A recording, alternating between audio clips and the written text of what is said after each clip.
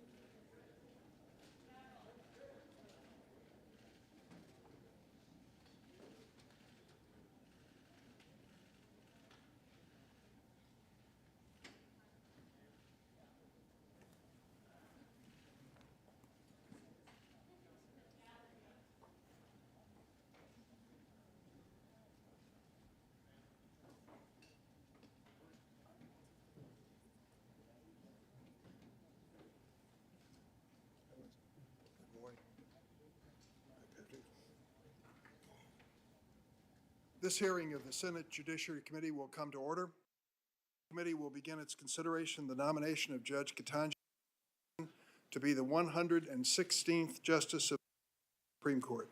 Welcome, Judge Jackson, and to you and your family. Thank you, Senator. This is a moment, and you have much to be proud of. I know you have members and friends who want to, and we all look forward to hearing those introductions when you make your own later. At the outset, I want to note that I was sorry Justice Clarence Thomas was hospitalized yesterday. I speak for all the members of the committee in wishing him a speedy recovery. Before I turn to my own opening statement, I want to briefly discuss the order of events and the ground rules for the hearing. The committee has 10 minutes to make an opening statement. We'll go in switching between Democratic and Republican senators.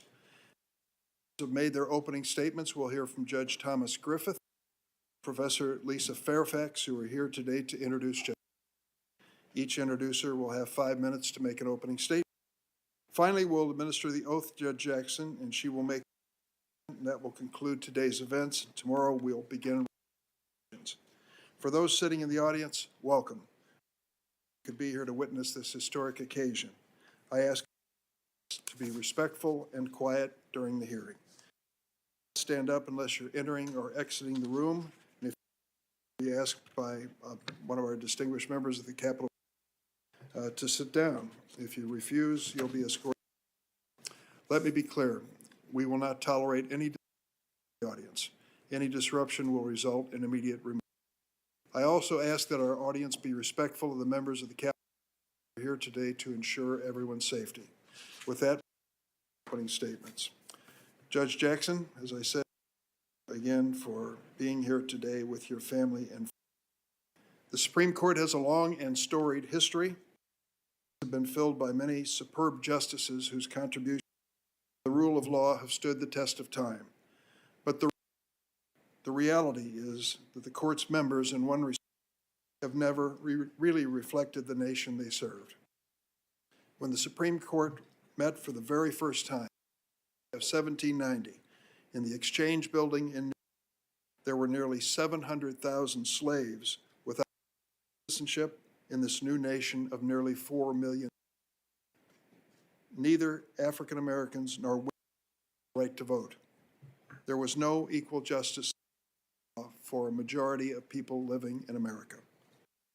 It's more than 230 years, the Supreme Court has had 100 justices. 108 have been white men. Just 2 justices have been men of color. Only 1 have served on the court, and just 1 a woman of color. Justice has been a black woman. You, Judge, can be the first. It's not easy being the first. Often you have to be the best, in some ways the bravest. You're not prepared to face that kind of heat, that kind of scrutiny, that of the national spotlight. But your presence here today to brave this process will give inspiration to millions of Americans who see themselves in you. As I mentioned to you, I was at the steps of the Supreme Court this morning to see the rally in support. There were so many young African American women there seeing your pursuit as part. In other important ways, though, there are many nominees who've come before us. President Biden, because he knew your qualifications are outstanding. He knows you. You've appeared 3 previous times and confirmed with bipartisan support. And your professional record and life experience tell us what kind of lawyer, what kind of judge, and what kind of person you really are. Your guiding found in your life and in your work, that the Constitution all Americans, not just the wealthy and powerful, that judge favoritism, and that the judiciary must live up to blazoned above the entrance, equal justice under.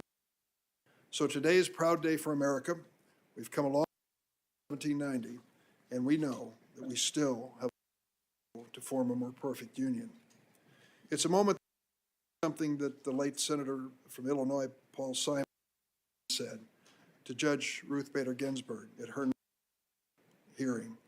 He said, you face a harsher judge than this committee, and that is the judge. And that judgment is likely to revolve around the question, did she restrict freedom or did she expand it? Statement time and again because it asks a vital question. History judge us. Judge Jackson, I have no doubt will remember you as a justice who never stopped working to defend. But I also ask the members of this committee, as this landmark confirmation process, to consider how each senator as we face our constitutional responsibility to advise and consent. This moment also something President Barack Obama, another trailblazer, said Illinoisan when the late Justice John Paul Stevens. President Obama said, "While we cannot replace experience or wisdom, I will seek someone with similar an independent mind, a record of excellence and integrity, dedication to the rule of law, and a keen understanding of the daily lives of America. Much like Justice Stevens, we cannot replace Justice Breyer. But with you, we have a nominee who embodies the same qualities as outstanding justices. You're independent-minded and understand the critical importance of judicial independence. Your record and integrity, from the championship debate team at Palmetto Senior High School to Harvard and Harvard, to your 3 judicial clerkships, your work as a defender, a lawyer in private practice, a member of the commission, a federal district judge and circuit court judge. Throughout your career, you've been a champion for the rule of law, determined even at the risk of public criticism. As the United States Sentencing Commission, a bipartisan group which reflects the spectrum of American thinking on law enforcement, you set out that truly represented congressional intent when it came to criminal sentencing fair. And you did it by finding common ground. During your tenure on that commission, 95% of the commission's votes were either unanimous or consensus. For example, the commission implemented the Sentencing Act, a law that I negotiated with then Senator Jeff Sessions that reduced the infamous 100-to-1 crack powder sentencing disparity. And you joined every one of your colleagues to make that change to the sentencing guidelines retroactive. You gave a powerful speech, and I'm going to quote it. You said, "There is no excuse for insisting that those who are serving excessive sentences under the long disputed and now discredited prior guideline must carry on as though none of this has happened." The vote in favor of retroactivity was unanimous on the commission. Republicans and Democrats shared your view. And you've gone to great lengths to explain how the law affects real people. Indeed, with your nomination, we can be confident that the court, its role, and its decisions will be more understandable to the American public. In your time on the bench, you've taken the time to explain your decisions and their consequences. When you're before this committee just last year for your D.C. Circuit hearing, you described how you, quote, take extra care to communicate with parties. You added, and I quote, "I speak to them directly and not just to their lawyers.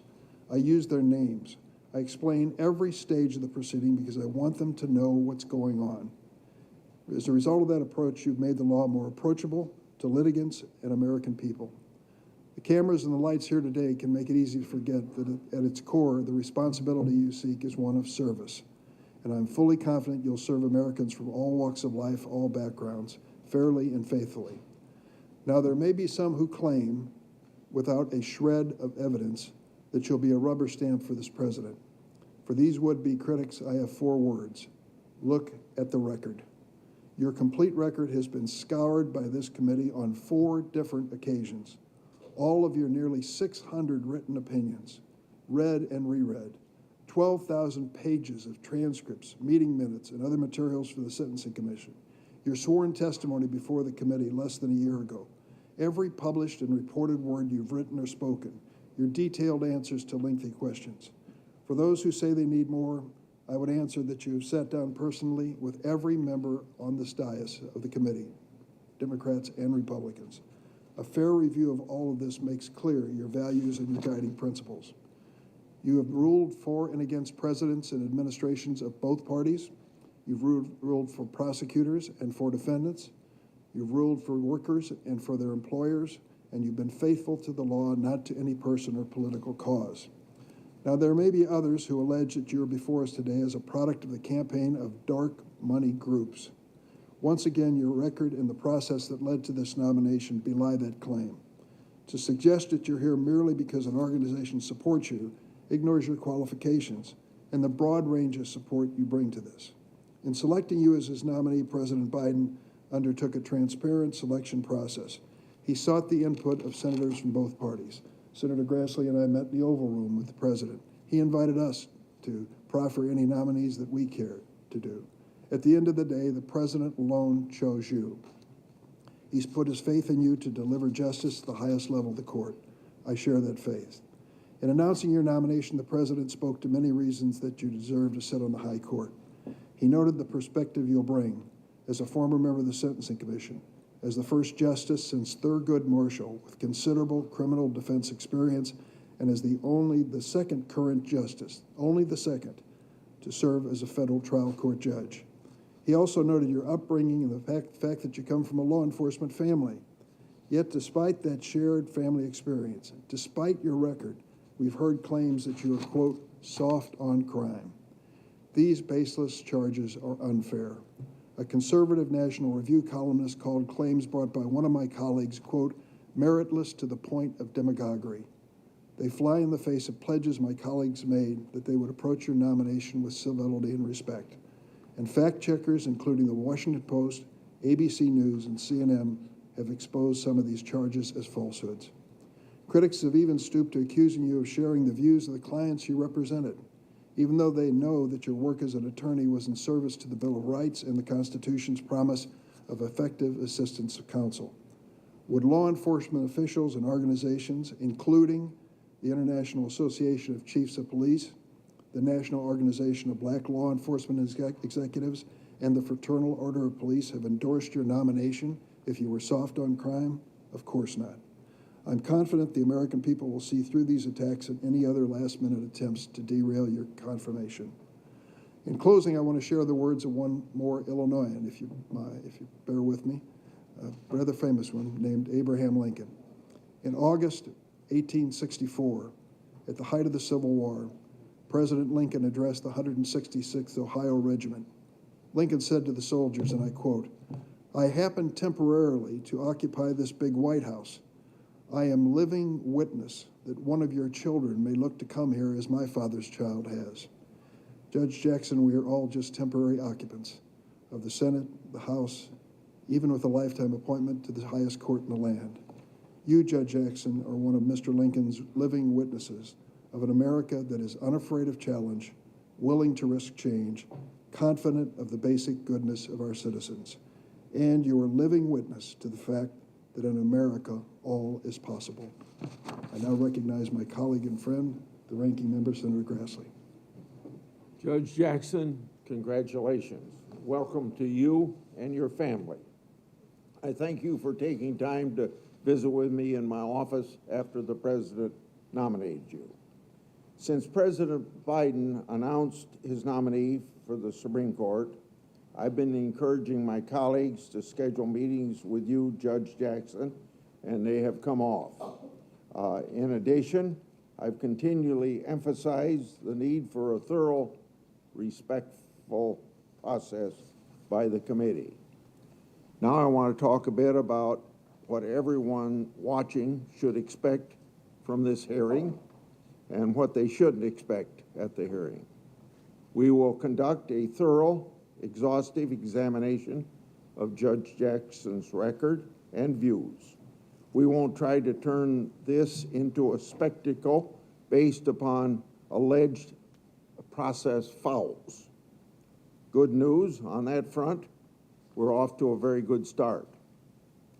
Unlike the start to the Kavanaugh hearings, we didn't have repeated choreographed interruptions of Chairman Durbin during his opening statements, like Democrats interrupted me for more than an hour during my opening statement on the Kavanaugh hearings. What we will do, however, is ask tough questions about Judge Jackson's judicial philosophy. In any Supreme Court nomination, the most important thing that I look for is the nominee's view of the law, judicial philosophy, and view on the role of a judge in our constitutional system. I'll be looking to see whether Judge Jackson is committed to the Constitution as originally understood. We all know there's a difference of opinion about the role judges should play.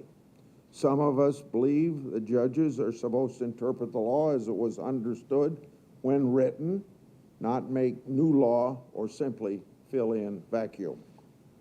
Those of us who share that view think that under our Constitution, Congress and not the federal courts are given the authority to make law and to set policy. Now, there are others who believe that the courts should make policy. They believe in a so-called living Constitution. They think that the Constitution's text and structure don't limit what a judge can do. To them, deciding what the Constitution means is really a quote-unquote value judgment. Under that approach, judges can exercise their own independent value judgments. One of the leading advocates for this approach explained that as a judge, you, quote, reach the answer that essentially your values tell you to reach, end of quote. In other words, those who subscribe to this philosophy think that the founders really meant to hide elephants in mouse holes. Then, with a bit of creativity, these judges can always find that elephant. That sounds like a good job description instead for legislators and not for judges. But for at least 4 years, Democrats systematically voted against many well-credentialed nominees that were diverse professionally, diverse geographically, diverse religiously, and diverse ethnically. Was it racist or anti-women for them to do so? I don't believe that it was. Democrats did it because the nominees didn't agree with living constitutionalism, just as Republicans have opposed nominees based upon their judicial philosophy. There are lots of problems with living constitutionalism. In the Senate, we spend a lot of time writing legislation. We argue over the language. We negotiate over how broad or narrow certain provisions of laws should be. If we can't convince our colleagues to adopt all of our ideas, we have been known to compromise every once in a while. We depend on judges to interpret laws as we write them. If judges impose their own policy preferences from the bench and essentially revise the laws we pass, it makes it harder for us to write good laws. Sometimes we need to include a provision that's very broad to get a colleague's support. If a judge rewrites the law later because of vague notions about fairness or equity or common good, that unravels all of our work here in the Congress.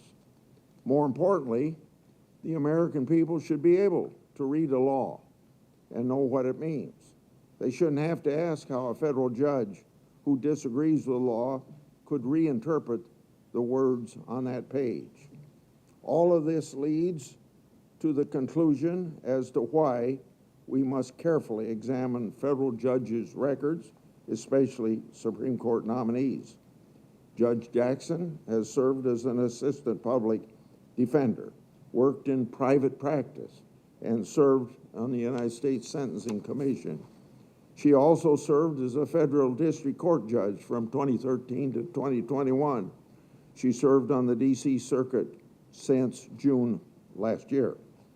I'm sure senators will have a few questions for Judge Jackson about the 2 opinions she's authored since joining the D.C. Circuit. As for her district court record, there have been some accusations that we cherry-pick some of Judge Jackson's criminal cases. Well, don't worry. We're going to talk about other cases as well. I was disappointed that we weren't able to get bipartisan agreement to ask for Judge Jackson's documents from her time as vice chair of the Sentencing Commission. The commission is an independent agency created to advise and assist Congress and the executive branch in the development of effective and efficient crime policy, and that's a quote. Unfortunately, It sounds like we'll have to wait until those documents are required to be released, and that will be about 20 years from now. Democrats have argued for time. Democrats have argued that Judge Jackson's time on the commission is an important part of her experience that she'll draw on as a judge. The Democrats are right on that point. That's why it would have been good to see what her views were as the head of the commission. Explained in a letter to Senator Durbin, the public documents turned over to this committee represent the consensus views of the commission and not necessarily Judge Jackson's own views. The Obama White House sent us roughly 68,000 pages of material, but more than 38,000 of the 68,000 pages are repeated copies of emails, threads that keeping track of the tweets about the Garland nomination. Those emails contain just one tweet about Judge Jackson. More than 13,000 of the 68,000 pages are just lists of previous nominations.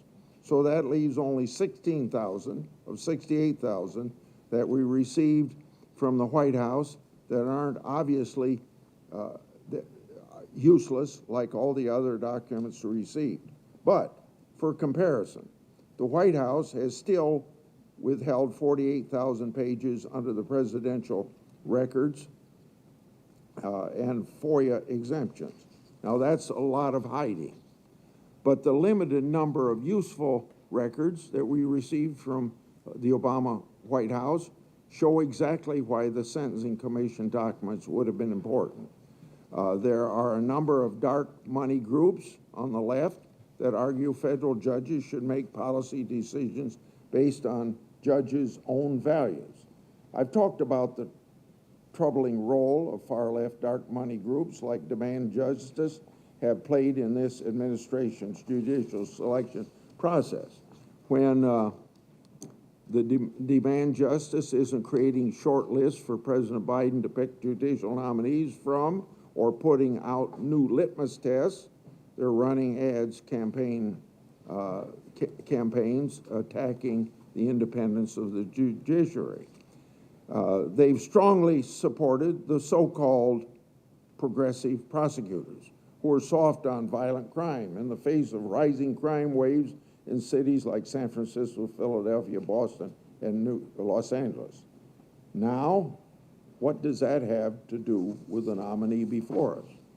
The Obama White House records indicate that a co-founder of the Demand Justice played an important role in Judge Jackson's nomination to the Sentencing Commission and the District Court.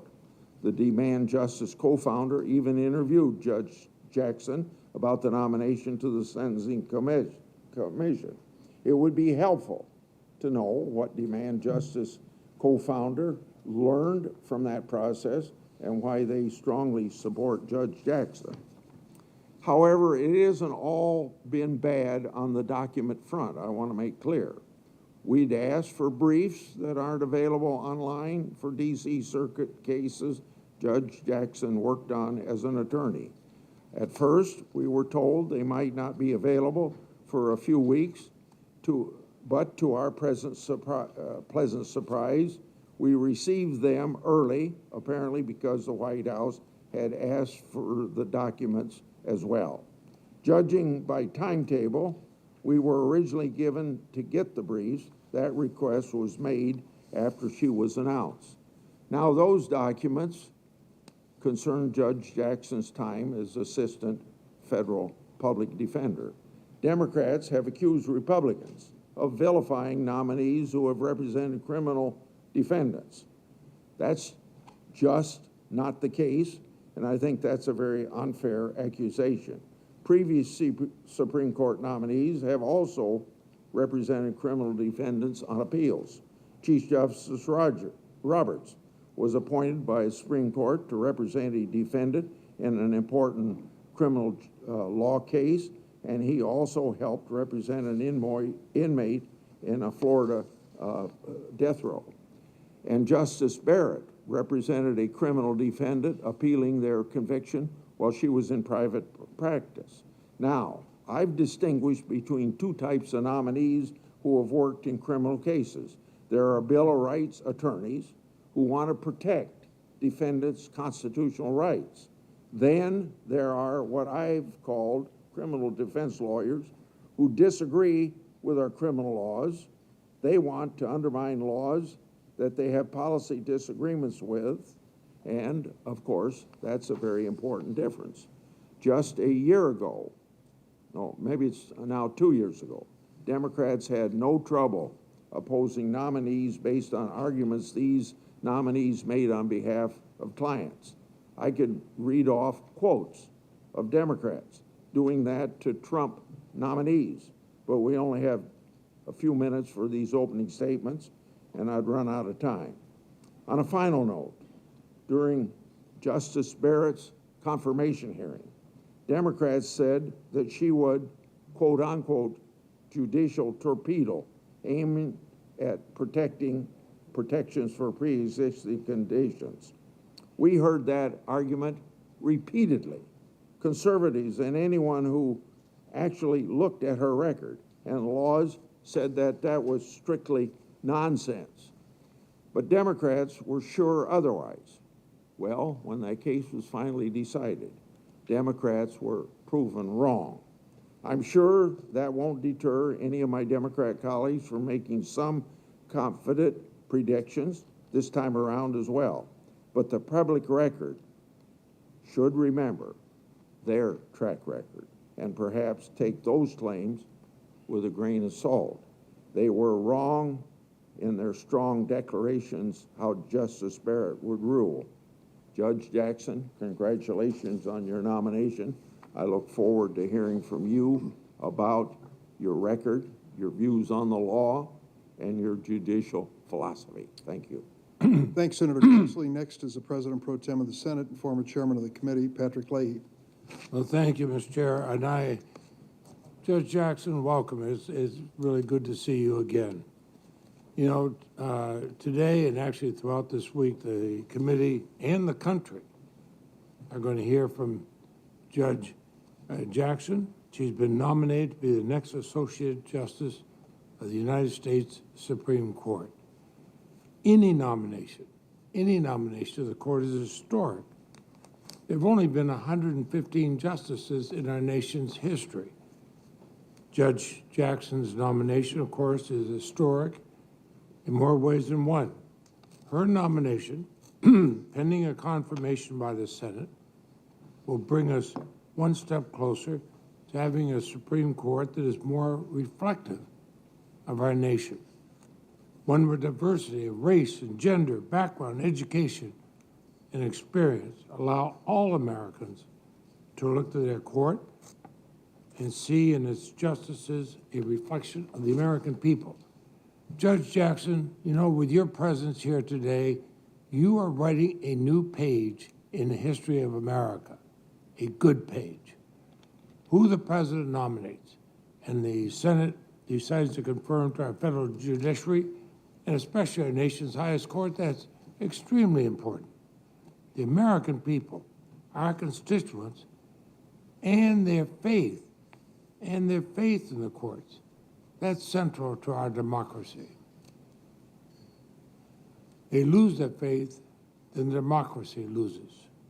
The decisions made in our courts and ultimately in the Supreme Court affect the daily lives of each one of us. Fundamental questions about, for example, access to health care, the integrity of our elections, the fairness of our criminal justice system, the preservation of bedrock environmental laws, protections for workers. These issues and many more are routinely decided by the court.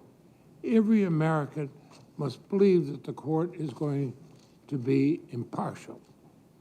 They must believe that our courts are not a mere political arm of the executive or the Congress, but faithful only to the rule of law. The stakes in a democracy are simply too high. Let's make a few things clear. Judge Jackson is no judicial activist. She is not a puppet of the so-called radical left. She's been praised by Republican-appointed judges for her jurisprudence. Lawyers from the right and the left who have appeared before her in court have called her judicious and even-handed. Before I was in the Senate, I tried a lot of cases in trial court and then courts of appeal. That's what I wanted, somebody who was judicious and even-handed. I didn't care what their politics were. Judge Jackson is not anti-law enforcement.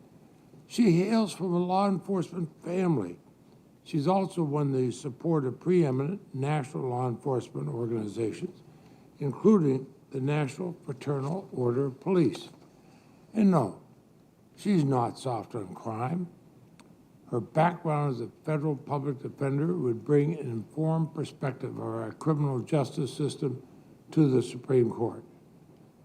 I'm proud of being a former prosecutor, but confidence in my prosecution of a case was strongest when I knew the defendant had the best possible representation.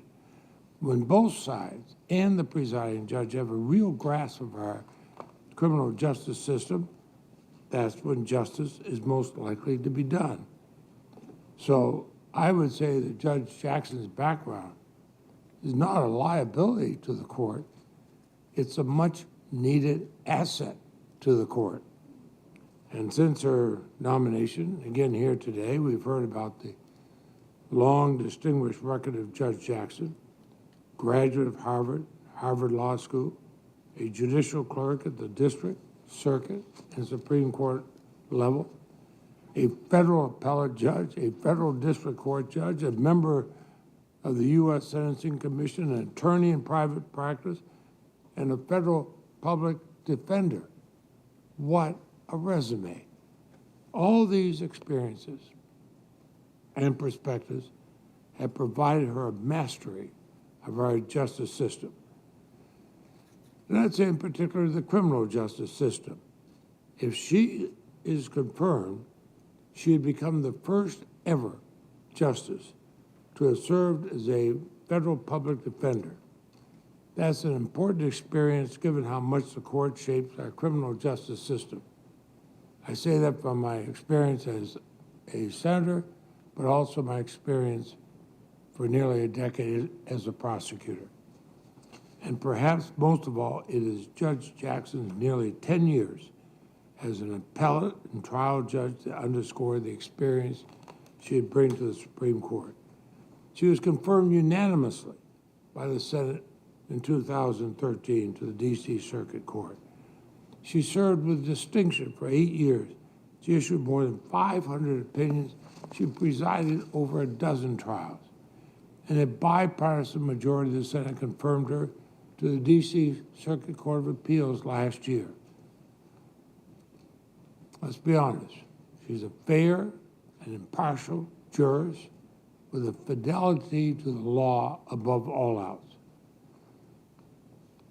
That's what Americans want to see in a Supreme Court justice. Years of so-called judicial wars have left Americans feeling like our courts have become increasingly partisan.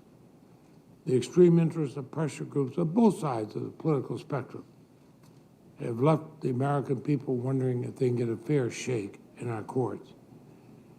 And yet, in this moment, we have before us a unique opportunity to change that narrative. I'm under no illusion that we can mend this process overnight. But we have before us a nominee who has brought us together across party lines before, and one I hope we can bring us back together again. The Senate can change course, return to how we fairly and objectively evaluate nominees. We can do that with a highly qualified nominee we have in Judge Jackson. Now, as Chair Durbin said, I'm the President pro tempore of the Senate. I'm a former chairman of this committee. I've participated in 20 prior Supreme Court nomination processes, most leading to confirmation, a small handful not. In fact, the first justice I voted on was from your state, Senator Durbin, John Paul Stevens. I've supported nominees from both Democratic and Republican presidents. And in Judge Jackson, I found a distinguished nominee with an unassailable record that merits our respect regardless of party. I believe the American people will see in her what I've come to learn in my review of her career and her life story. Her nomination is a reflection of the arc of our democracy, the arc that bends towards justice, as Dr. King once said. Although in fits and starts with every generation, we have sought to become more inclusive, more representative. We have looked at citizens, civic leaders, elected representatives, and yes, to judges to strengthen our democracy, and to recognize that our strength comes from our diversity. Judge Jackson's story, her nomination today, is part of the evolving story of America. So, Judge Jackson, I want to congratulate you on this nomination. Despite all the darkness in the world, and the political brinksmanship has unfortunately become a hallmark of Congress in recent years, your nomination actually fills me with hope. Hope for the court, hope for the rule of law, hope for the country. One need look no further than the chaos, the devastation, and the inhumanity halfway around the world in Ukraine to know how precious our democracy is and how precious the legacy we have in our independent federal judiciary.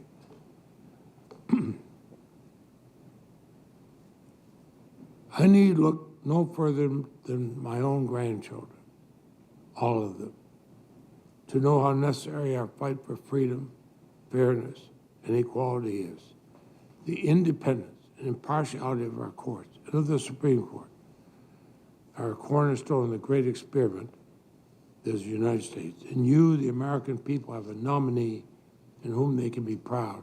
We have before us an historic moment, and I hope we can meet it as senators. So I look forward to your testimony. Thank you. Thank you, Senator Leahy. Next is another former chair of the committee and Senator from South Carolina, Lindsey Graham. Thank you, Mr. Chairman.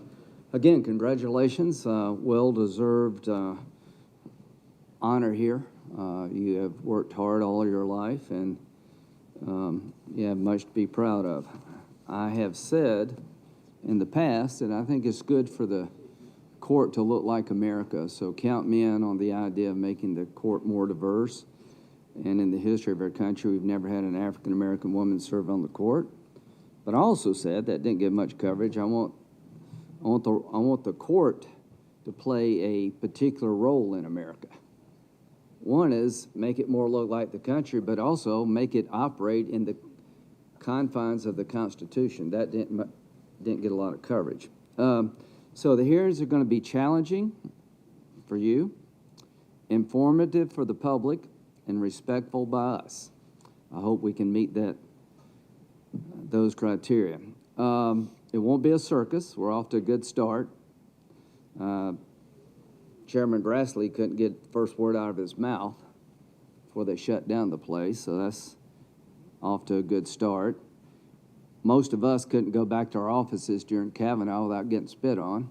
Hope that doesn't happen to y'all. I don't think it will. As to the historic nature of your appointment, I understand. But when I get lectured about this from my Democratic colleagues, I remember Janice Rogers Brown, an African-American woman, that was filibustered by the same people praising you.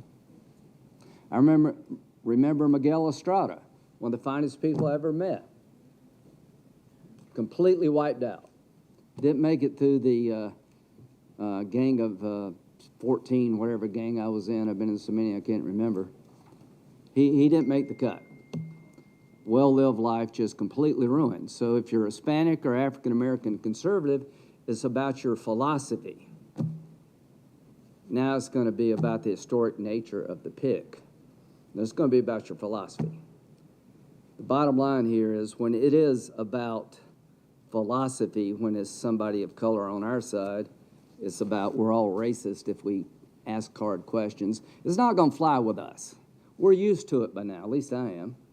So it's not going to matter a bit to any of us. We're going to ask you what we think you need to be asked. And Senator Hawley, you need to ask her about her record as a district court judge. You should. I hope you do, and we'll see what she says. Very fair game. Now, President Biden had a choice here, and he has every right to make it. Elections have consequences. He had many qualified African-American women to choose from. He chose you. Michelle Childs, a district court judge from South Carolina, supported by Jim Clyburn. That was in the mix. I think it came down to about 2, 3, 4 people. Don't know for sure, but that's what the press was reporting. And when it came to Judge Childs, this Arabella group, Senator Whitehouse, you talk about dark money, you may be onto something. This Arabella group is funded by Soros and some other liberal billionaire. They got so many groups within their group, I can't name them all now, but they basically said if you pick Childs, you may have a primary opponent. The FL-CIO said Judge Childs was a union buster. The attacks from the left against Judge Childs was really pretty vicious, to be honest with you. So you say, Judge Jackson, you don't have any judicial philosophy per se. Well, somebody on the left believes you do. Or they wouldn't have spent the money they spent to have you in this chair. So we're going to find out how that statement holds up over time. A viewer's guide to this hearing. She will be asked about her sentencing practices as a district court judge, and she'll have a chance to explain her reasoning, and you can make up for yourself what this means, but it's good to be asked. About her legal views, I'll ask her about the law of armed conflict and her view of the law of armed conflict. The fact that you represent the Gitmo detainees is not a problem with me. Everybody deserves a lawyer. You're doing the country a great service when you defend the most unpopular people. But I do want to know about your amicus briefs after you're no longer a defense counsel weighing into the Supreme Court about how they decide law of war issues. That matters a lot to me. I think it does matter that the groups that came to your aid at the expense of Judge Childs, how did that happen and why were they doing what they were doing? What is it about your nomination that the most liberal people under the umbrella of Arabella threw in their money, their time, their support, and threatened Joe Biden if he picked Judge Childs? I want to know more about that. I want to know about your judicial philosophy, because people on the left, the far extreme part of the left, believe that you were the best bet. And I want to know why they reached that conclusion. Maybe there's no explanation you can give us, but we'll talk about that. Now, when we say this is not Kavanaugh, what do we mean? It means that Democratic senators are not going to have their windows busted by groups. That's what it means. It means that no Republican senator is going to unleash on you an attack about your character when the hearing is virtually over. None of us, I hope, have been sitting on information about you as a person for weeks or months. You come into our offices and we never share it with you to allow you to give your side of the story. We wait to the very last minute when the hearing's about to be gavel concluded and say, oh, by the way, I've got this letter. And so happened that every media outlet in the country had the letter too. So the next morning there were headlines all over the country, really, accusing Judge Kavanaugh of being basically Bill Cosby. None of us are going to do that to you. And if any of us does that to you, all hell will break out, and it should. The media will be your biggest cheerleader. They're in your camp. They have every right to pick who they want to pick. There won't be this constant attack on you like Judge Kavanaugh and other conservative judicial appointments. There won't be any questioning of where you go to church, what kind of groups you're in church, how you decide to raise your kids, what you believe in, how you believe in God. Nobody's going to do that to you. And that's a good thing. So you're the beneficiary of a lot. You're the beneficiary of Republican nominees having their life turned upside down. And it didn't work. So I'm hoping that we can have a hearing that's respectful, that's informative, that's challenging. And President Biden has every right to pick who he'd like to pick. That comes with winning the White House. And I've been very inclined to support the picks of people that I would not have chosen. But this is a new game for the Supreme Court. And this game is particularly disturbing to me because there's been a wholesale effort of the left to take down a nominee from my state. And I don't like it very much. And if that's the way the game's going to be played, then I'll have a response, and I don't expect it to be reward that way of playing the game. Judge Childs would have gotten 60-plus votes. There have been people in my caucus that would have voted for her, even though we knew she would be a reliable liberal vote, because I and Senator Scott would have stepped up. Now we're facing a choice sponsored by the most radical elements of the Democratic Party when it comes to how to be a judge. They have the most radical view of what a judge should do, and you were their choice. And you'll be asked, do you support expanding the Supreme Court? I hope you can give us an answer, because it shouldn't be hard. Either you do or you don't. Justice Ginsburg said no. She thought if you just changed the number of the court every time somebody new came in power, it would ruin the court in the eyes of the public and make it a joke over time. I agree with that. So I hope you can give us an answer to that question, because I think the court would be better off if the judges stood up for the court. If the judges told politicians, don't play this game with the court, because over time nobody wins. So congratulations. It's going to be a couple of interesting days, and we're off to a better start than we have been in the past. And the one thing I can promise you, you will not be vilified, you will not be attacked for your religious views, you will not be accused of something that you could not defend yourself against until it was too late. Thank you.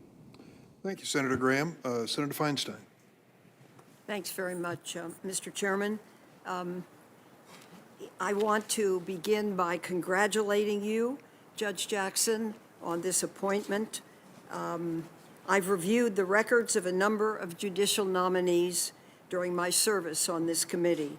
This is actually the 10th set of confirmation hearings for a Supreme Court nominee that I've participated in during my time in the Senate. And looking at your record, it's clear that you have the qualifications and the experience and the knowledge needed to serve on the Supreme Court. And as a woman, it makes me very proud of that. As we begin these hearings, we as senators take seriously our constitutional duty to advise the President on his appointment of a new Supreme Court justice. In the current term alone, the Supreme Court is addressing cases on issues that are foundational to who we are as a country. Let me just give you 3 examples. The court is considering a woman's fundamental right to control her own body and make her own health care decisions. It is considering the legal authority of the Environmental Protection Agency to fight climate change. And it's considering whether states have the power to enact common sense gun safety protections. As a former mayor, I saw how these problems affect people, everyday people, on everyday streets throughout my city and then subsequently the state of California. This is not your first time at this. In fact, it's your 4th time in front of this committee. The full Senate has already confirmed you on a bipartisan basis 3 times to serve as vice chair of the U.S. Sentencing Commission in 2010, as a federal district court judge 2013, and as a federal appellate court judge in 2021. And you have done us proud. Each of the 3 times, the Senate has considered your record, your experience, and your ability. Senators on both sides of the aisle have determined that you have the qualifications and the temperament it takes to uphold the values of our judicial branch. As I see it, those values are knowledge, even-handedness, impartiality, integrity, respect for the rule of law, and fundamental fairness to all. And your record actually shows that you exemplify these values. The Supreme Court is not a political institution. Rather, the court stands above politics and above partisanship, and we look to federal judges to be independent and unbiased. Judge Jackson, in reviewing your record, one thing in particular stands out to me, and that's your commitment to uphold justice under the law. This is one of the ultimate responsibilities of the Supreme Court, and your record suggests to me that you understand the weight of that responsibility. You've had several mentors early in your career who I understand were important in instilling these values in you as a young lawyer. One of those mentors were Justice Stephen Breyer, who you served as a law clerk and to whose seat on the Supreme Court you have now been nominated. What a treat for you to see that happen, and I know for him as well. Justice Breyer has been a thoughtful and even-handed judge throughout his career. So you have learned from the best, and you have brought those lessons and that dedication to equal justice with you throughout your career in the law. You have strong credentials. You're a graduate of both Harvard University and Harvard Law School, a former Supreme Court clerk, and you have served as a federal judge for 9 years, most recently on the U.S. Court of Appeals for the District Circuit. These are impressive credentials, and they are also familiar to those of us who have reviewed numerous nominees to the court. But you also bring experiences that are less common, especially at the Supreme Court. The first is your service as a federal public defender earlier in your career. If you were confirmed, you would be the first ever federal public defender to sit on the court, and the first justice since Thurgood Marshall with significant experience representing low-income defendants and criminal cases. I believe this is very significant and important because as a former public defender, you understand the power of our constitutional rights, including the Sixth Amendment right to counsel and the Fifth Amendment right to due process. You also understand the effect of law and the law enforcement system on the most vulnerable. And I believe your 8 years of expertise as a trial judge on the D.C. District Court is very valuable. So, if confirmed, you would be one of only 2 former federal district court judges serving on the court, the other being Justice Sotomayor. I believe your perspective as a former trial judge will serve you well on the court. You've been responsible for implementing the precedent set by higher courts. And because of that, you understand the need for clarity in legal opinions, for achieving consensus wherever consensus is possible.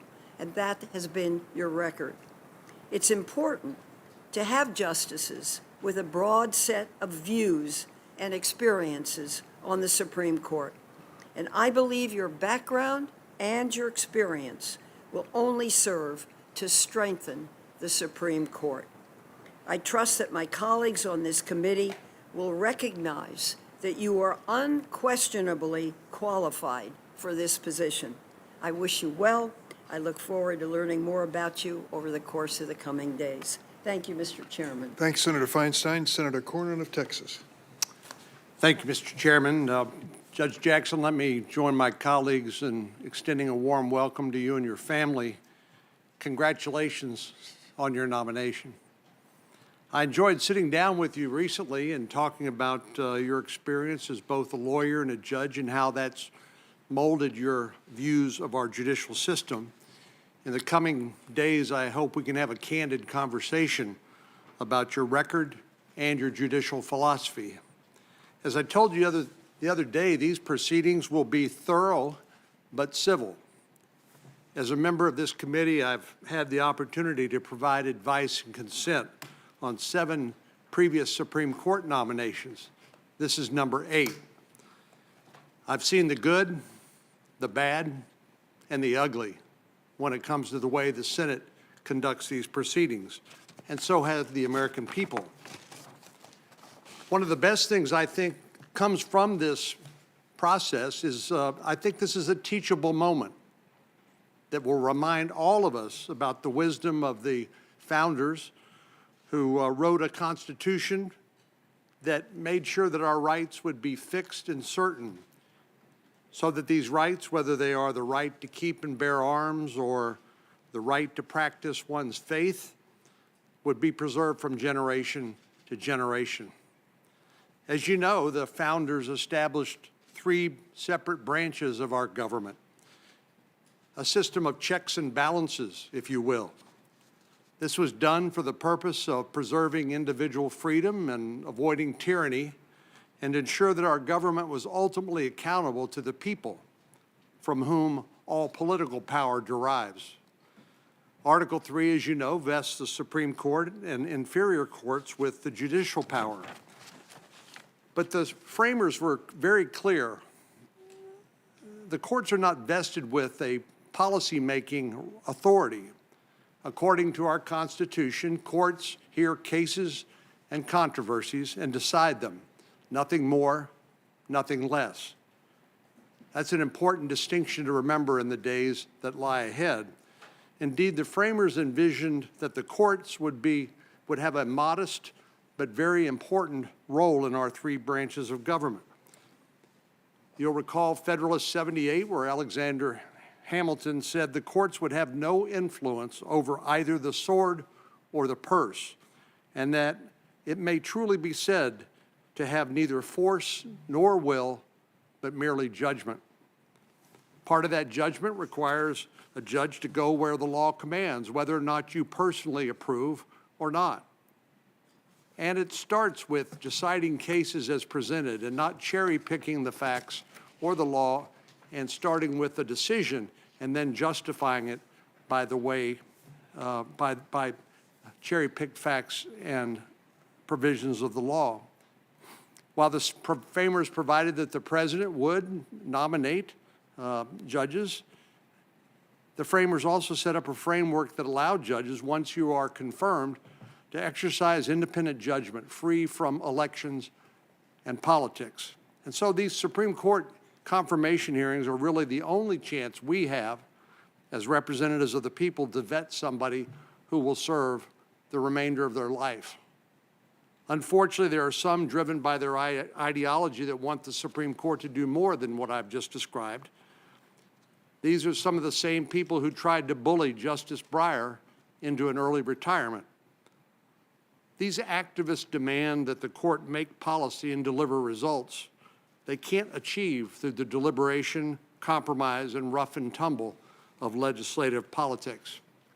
And when the court does not deliver the results they want, they attack its institutional integrity and legitimacy. In recent years, these radical views have made their way into the mainstream. On the campaign trail, President Biden refused to disavow court packing. 2 years ago, the Democratic leader of the Senate went to the Supreme Court steps and threatened 2 sitting Supreme Court justices by name if they did not rule in a particular way. Dark money groups like Demand Justice have paid millions of dollars to promote court packing and sow public distrust in the legitimacy of the Supreme Court.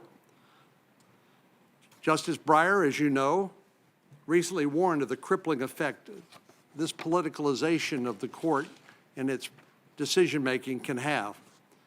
He said, without the public's trust, the court would no longer be able to act as a check on the other branches of government and a guarantor of the rule of law, threatening the foundations of our constitutional system. Judge, I know you know that the courts are not designed to deliver particular policy outcomes or to invent new rights out of whole cloth. That's why it's imperative that we explore your judicial philosophy during this hearing. I will say I was a bit troubled that you have not so far provided us with much clarity on that matter. Someone as accomplished as you are, who spent years engaging and thinking about our Constitution and laws, has surely formed a judicial philosophy. This is not your first rodeo. You've had an impressive career, Judge, as a Supreme Court clerk, appellate advocate, and trial court judge. I like the fact that you've had such broad experience in our judicial and legal system. But there are still unanswered questions that remain. I'm a bit troubled by some of the positions you've taken and arguments that you've made, representing people who have committed terrorist acts against the United States and other dangerous criminals. As someone who has deep respect for the adversarial system of justice, I understand the importance of zealous advocacy. But it appears that sometimes this zealous advocacy has gone beyond the pale. And in some instances, it appears that your advocacy has bled over into your decision-making process as a judge. You've had some cases reversed, like all judges do, but some of them were particularly high profile when you ruled against a Republican administration. I'm eager to understand why in some instances you found that you could not decide a particular issue, while in other instances you enjoined a Republican administration from implementing its policies. I'm also interested, as others have mentioned, in your opinion, why pro-abortion, dark money groups like Demand Justice, and anti-religious liberty groups are pouring millions of dollars into a public campaign in support of your nomination. Judge Jackson, these are some of the questions and concerns I have. I assure you that you will have every opportunity to address these concerns as the committee evaluates your ability to fairly and impartially deliver justice should you be confirmed. So I welcome your testimony at these hearings, and I look forward to our give and take. Thank you very much. Thanks, Senator Cornyn. Senator Whitehouse, Rhode Island.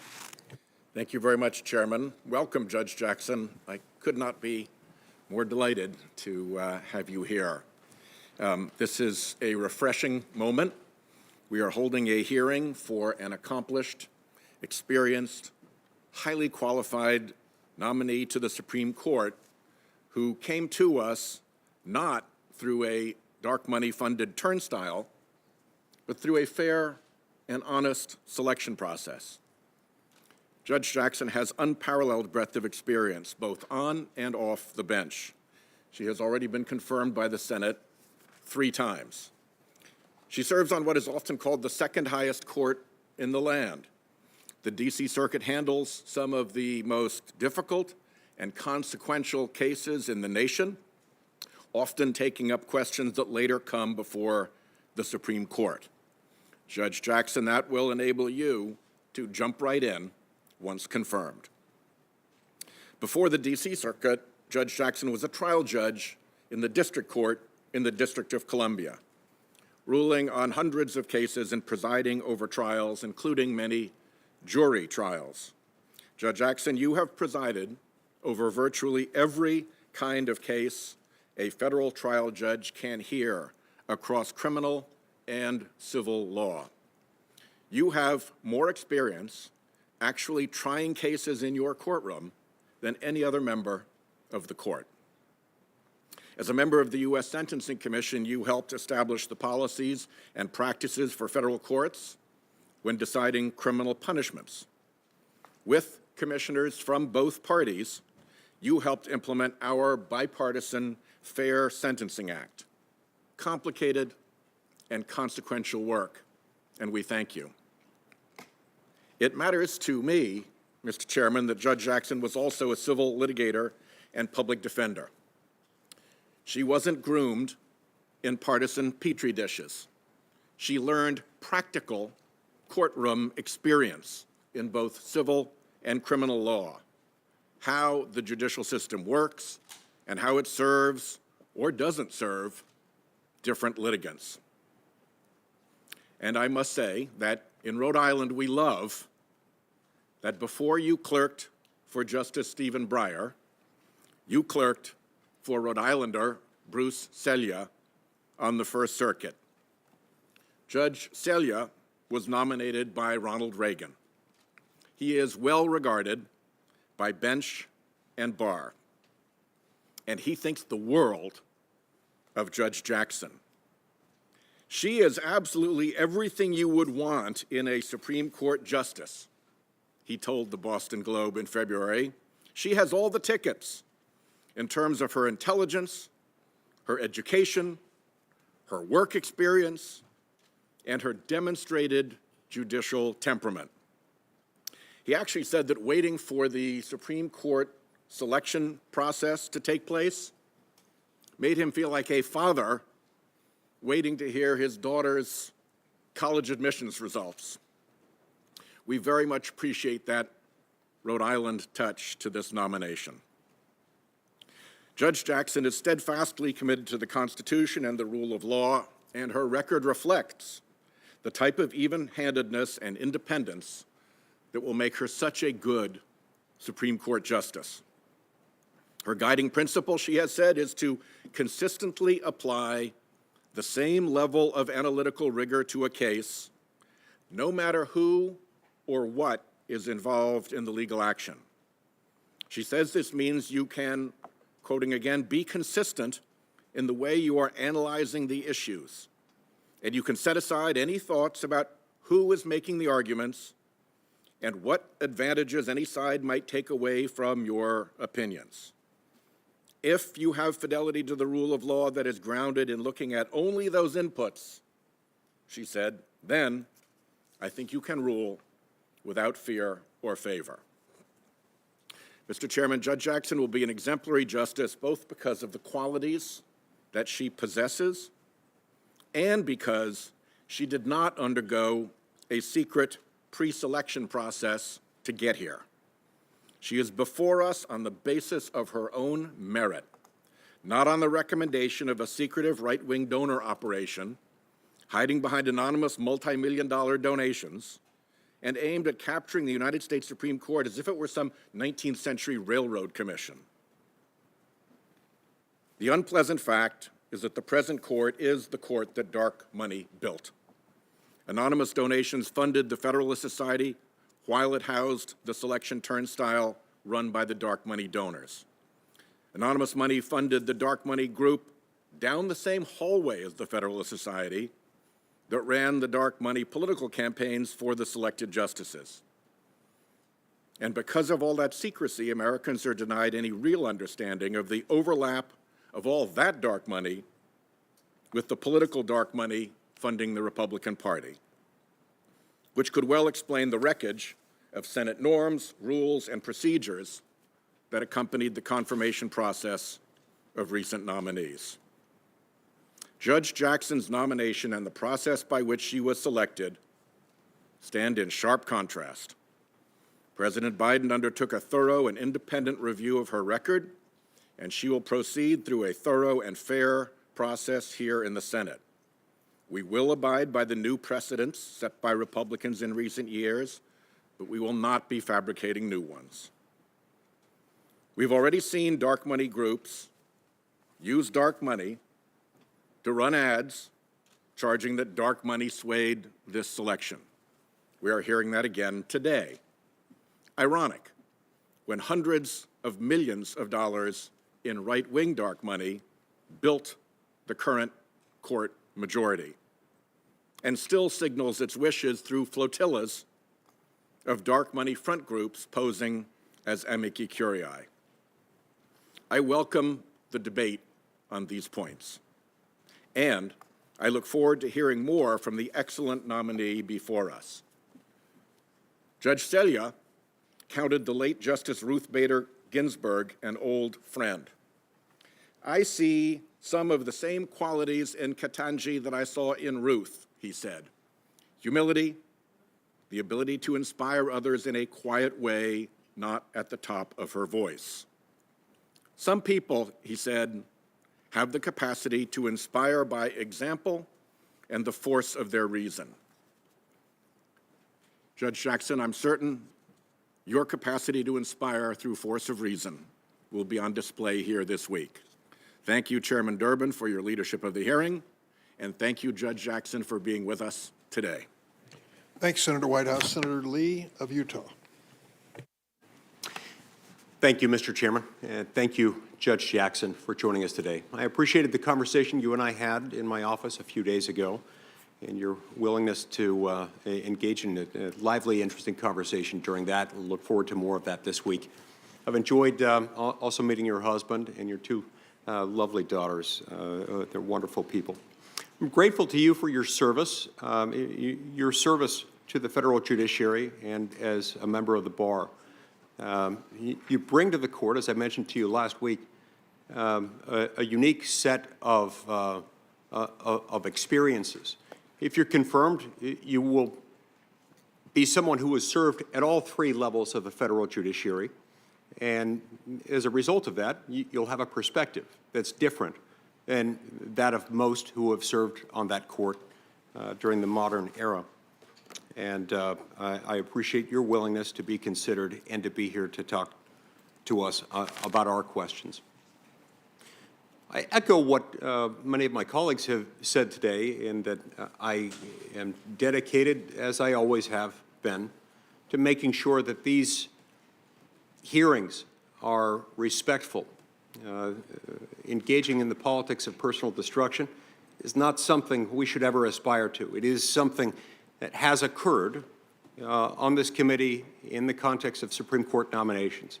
I'm pleased to say that it has never been under Republican leadership that such attacks have occurred, and I intend to make sure that this hearing is no exception to that. There are a few reasons for that. First and foremost, the most obvious, is that respect to human beings requires it. Secondly, it's important because if we focus on personal attacks, that means we will be betraying our duty under the Constitution and to our constituents to make sure that we do our jobs fairly and properly. When we're focused on things that we have no business doing, like bringing forward spurious, last-minute, uncorroborated accusations of a personal nature, we neglect the importance of talking about the jurisprudential role, the philosophy that guides individual jurists, and the document that we're all sworn to uphold and protect, the Constitution of the United States. It's also important for an additional reason, a third reason. It has to do with the fact that, having been nominated to this position, we know that you stand a very decent likelihood of ultimately being confirmed to this position, in which case you'll serve as a member of the Supreme Court of the United States. And I think it's important that even when, especially when, we disagree with decisions issued by that tribunal, we as a committee, as the Senate Judiciary Committee, not engage in speech or behavior that would undermine the legitimacy of the Supreme Court of the United States. You see, it's the legitimacy of the courts that gives them their potence, their power, their significance in our system of government. We all have a duty to make sure that we don't undermine that very thing that we purport to be protecting. Let me tell you some of the things that I look for when reviewing a nominee, and a few things that I intend to focus on in these hearings with you. One of them will involve any nominee's commitment to judicial self-restraint, to understanding the judicial role, what it is and what it is not. Any judicial nominee these days will acknowledge that he or she understands that the role of the judge is to interpret the law based on what it says, rather than on the basis of the judge's personal opinion. This is all very true. It raises questions as to how exactly that goes about and what steps, what tools, what rhetorical, linguistic devices the jurist in question might follow in order to do that. I'm looking for someone who is ideally going to echo something that Justice Amy Coney Barrett said in her confirmation proceedings, in which she likened the Constitution, this document written by wise men nearly 2.5 centuries ago, wise men who I believe were raised up by Almighty God to that very purpose. To the extent we follow that document, it's helped foster the development of the greatest civilization the world has ever known. But she likened this and our commitment to it as a little like what Odysseus told his crew. She said the Constitution is like how Odysseus ties himself to the mast to resist the song of the sirens. She then goes on to explain that he told the crew, do not untie me, no matter how much I beg or plead, don't untie me from the mast. He wanted to avoid the tempting call of the sirens. The tempting call of the sirens is inherent, it's in government itself, it's understandable, and that's why we tie ourselves to it. Critical to that is the federal judiciary, the ultimate backstop, the backstop that's there to resolve disputes. Now, the Constitution isn't just something for the courts. It's not something that's owned exclusively and independently by the federal judiciary or the Supreme Court itself. But it does play an important role because the court's there to resolve disputes that arise within the court's jurisdiction as to the meaning of a particular provision of federal law, whether in the Constitution itself or as enacted into law by Congress. So we need a jurist who's willing to respect that role and demonstrate judicial humility. What I mean by that is an ability to acknowledge that there are a lot of things not within the province of the courts that entail policy. The job of the court of the judiciary is never to exert will or force. It is only judgment. It's discerning what the law says. A nominee also, I believe, needs to show a steadfast commitment to the principle of separation of powers.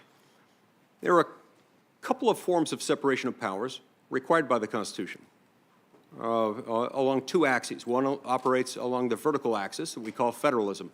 It says most of the power of government within the United States, most powers that government might exercise are to be exercised at the state and local level.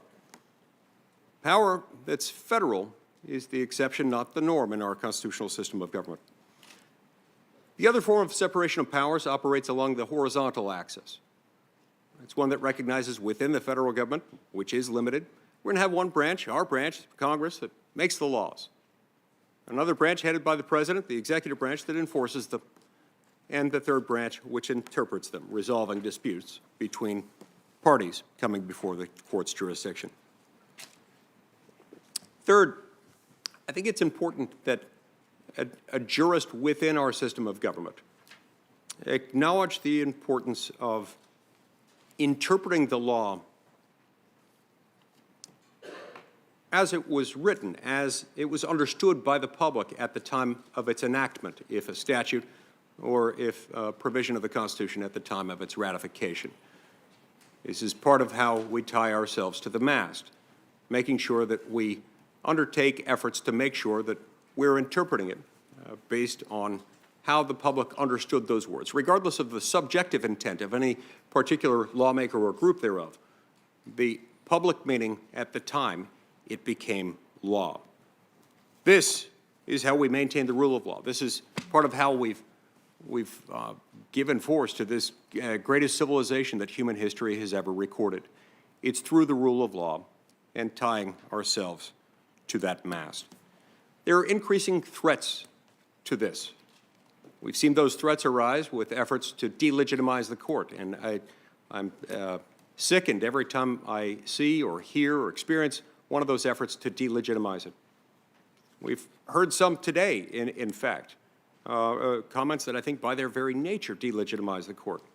Another thing that can delegitimize the court are arguments made in favor of packing the Supreme Court. This was attempted by President Franklin D. Roosevelt in 1937. It did lasting damage to the court. It didn't succeed as a legislative matter. but it's arguable that it left a mark, and not a pretty one. There is nothing in the Constitution that requires us to have 9 and only 9 justices. That is, under the Constitution, left to Congress's determination. But 9 is a number that works. It's worked now for 152 years. It's not one that we ought to revisit, and it's one that Supreme Court justices of various ideologies, including your former boss, Justice Breyer, whom I really enjoyed getting to know when serving as a law clerk on the Supreme Court. I enjoyed our conversations with him. He, Justice Ginsburg, Justice Thomas, and so many others have been against that. We must protect the court. We may not protect the court. We lose ability to protect the court if we allow arguments to take root that are focused on expanding that and turning the court into a political body. Thank you, Mr. Chairman. Thanks, Senator Lee. Senator Klobuchar of Minnesota. Thank you very much, Chairman Durbin, and thank you, Ranking Member Grassley. Judge Jackson, welcome. We met recently in my office, and we have seen you in this committee before, and we are so happy to have you back. If Senator Whitehouse is pleased that you once clerked for a Rhode Island judge, we in Minnesota are equally happy that you are wearing bold purple today, winning over both Prince and Minnesota Vikings fans the world over. I'd like to welcome your husband, Patrick, and your 2 daughters and your other family members and friends. It is clear that your family, starting with your parents, who I got to meet, who are sitting there in the front row, who once worked as teachers, that your family has been a constant source of inspiration and support for you. My mom taught 2nd grade until she was 70 years old, so I know firsthand it's pretty great to have a parent who was also a teacher and they never stopped checking your spelling. As a lawyer who also balanced work with parenthood myself, I particularly enjoyed your story, Judge, about sitting with your dad. You had a coloring book and he was studying his law books.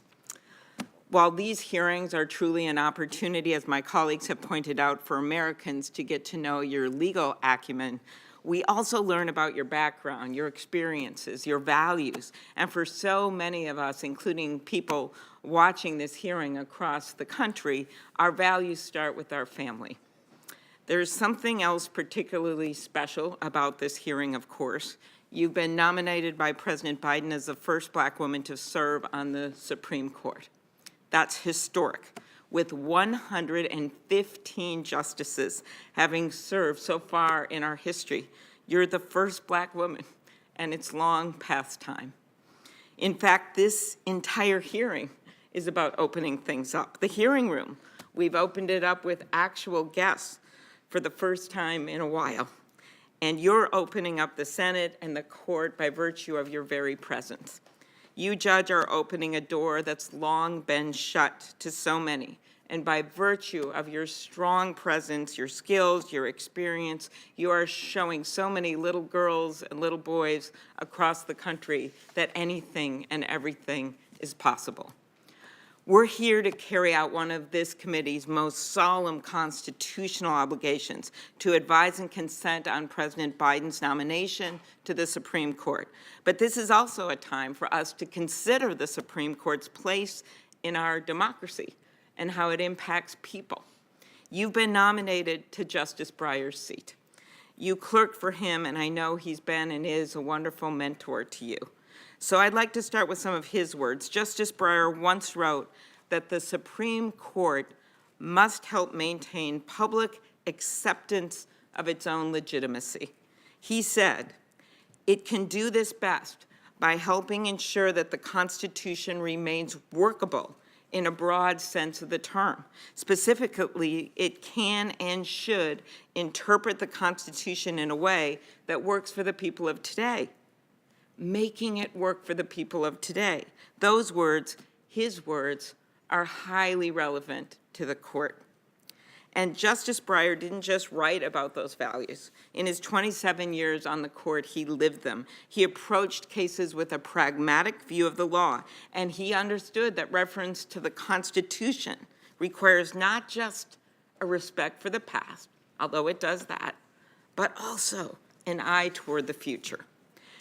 As we are here to confirm a new justice for his seat, I urge my colleagues to remember his words about how the court must consider the effect of its actions on people's lives, how it must be able to see the real people at the other end of its rulings, like Americans who are one Supreme Court decision away from losing their health insurance, or one court decision away from the ability to make their own health care choices, or the dreamers who could lose the only country they've ever known, or the people who waited for hours in the rain one recent election day in Wisconsin, wearing garbage bags and homemade masks in the middle of what would soon become a global pandemic, just to cast a ballot, just to exercise their constitutional right to vote. The court decides cases with life-changing consequences for people. It makes decisions that dictate health and safety standards for workers, protections for seniors, whether we can have clean air and clean water. The Supreme Court issues rulings that can determine who can make their voices heard in our democracy and how they can do it. So, Judge Jackson, this week I look forward to hearing more on your views about the real-world implications of the law and about how you will respect the Constitution and legal precedent, all the while striving to ensure we have a court that works for the American people. Judge, I believe you have exactly the sort of understanding of what the law means in people's lives that Americans would want in a justice. You're from a family that knows something about making it work. Both of your parents attended segregated primary schools and later became teachers. And when your dad set his sights on becoming a lawyer, your mom figured out how to support the family while he attended law school. After being a star debater in high school, you went on to graduate magna cum laude in college and went on to graduate with honors from law school. After law school, you clerked for federal judges nominated by both Democratic and Republican presidents. And of course, you had the honor of serving as a clerk to Justice Breyer. These aren't just lines on your resume. They show that you have worked to apply the law at every level of the federal system. And beyond those credentials, you have the perspectives of someone who has seen the law through the eyes of those closest to it. Your brother worked as a police officer in Baltimore. One of your uncles was a detective, and another was the chief of police of the city of Miami. You know what it means for a person to put their life on the line to defend the rule of law. It is no surprise to me that you received the letter that Senator Durbin mentioned, the letter of support from the Fraternal Order of Police. And as a former federal public defender, you also understand that for our justice system to be truly workable, it must account for those who lack the resources to defend themselves. And you would be the first justice to bring that experience to the court. Judge, I believe it is because of your experience and respect for the law that the Senate has confirmed you 3 times with bipartisan support as Vice Chair and Commissioner of the U.S. Sentencing Commission, Judge on the D.C. District Court, and most recently the D.C. Circuit Court of Appeals. In each of these roles, you've lived up to that bipartisan support. As a commissioner, over 90% of the votes you participated in were either unanimous or voice votes. As a district court judge, you wrote nearly 600 opinions, applying the law and precedent to the facts fairly and impartially without regard to your personal views. I will note that if you are confirmed, you will join Justice Sotomayor as the only other justice on the bench with experience as a trial court judge. As a circuit court judge, you have written decisions joined by judges appointed by presidents of both parties. And let's not forget, you have 9 years of judicial experience, more than 4 other justices currently on the court prior to their confirmations. Not that we're counting. Judge Jackson, and I expect this to come through loud and clear during these hearings, you have the experience and record of a jurist who is dedicated to the fair application of the law, committed to consensus, and determined to make sure that the court and the Constitution work for the people of today. And one last point. Judge, your confirmation hearing comes at a moment in our history when the people of this country are once again seeing, this time in Ukraine, that democracy can never be taken for granted. Eternal vigilance, it's been said, is the price of liberty.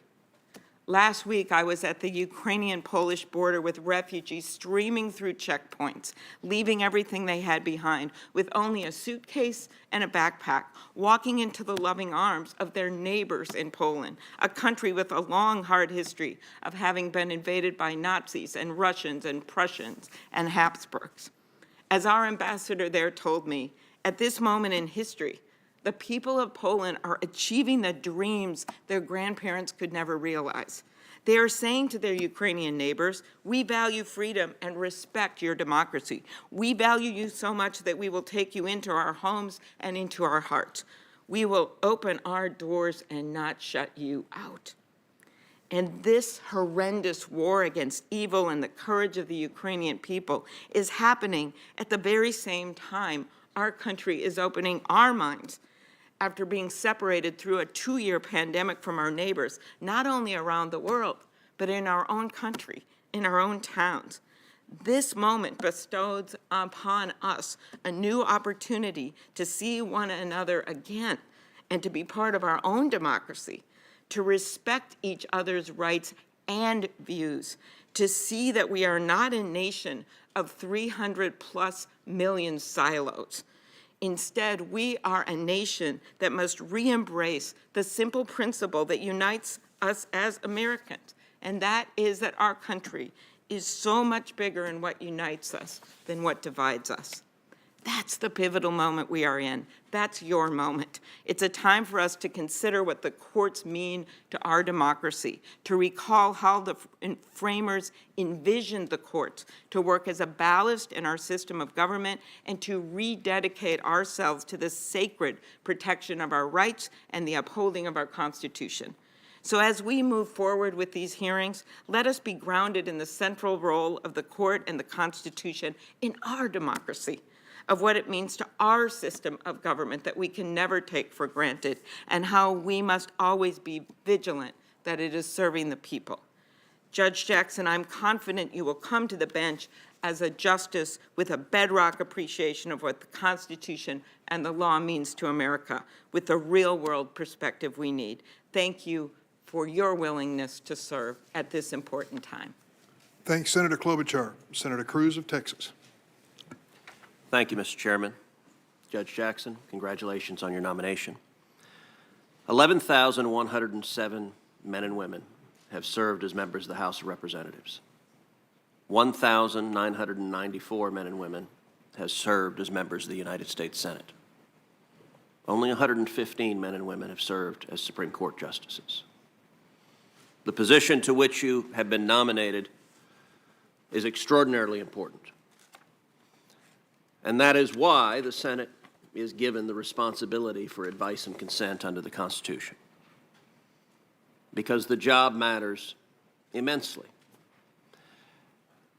Supreme Court confirmations were not always controversial. In fact, Bushrod Washington, when nominated to the Supreme Court in 1798, was confirmed the very next day.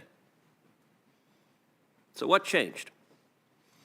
Well, what changed is, starting in the 1960s and the 1970s, the Supreme Court's role in our society changed dramatically.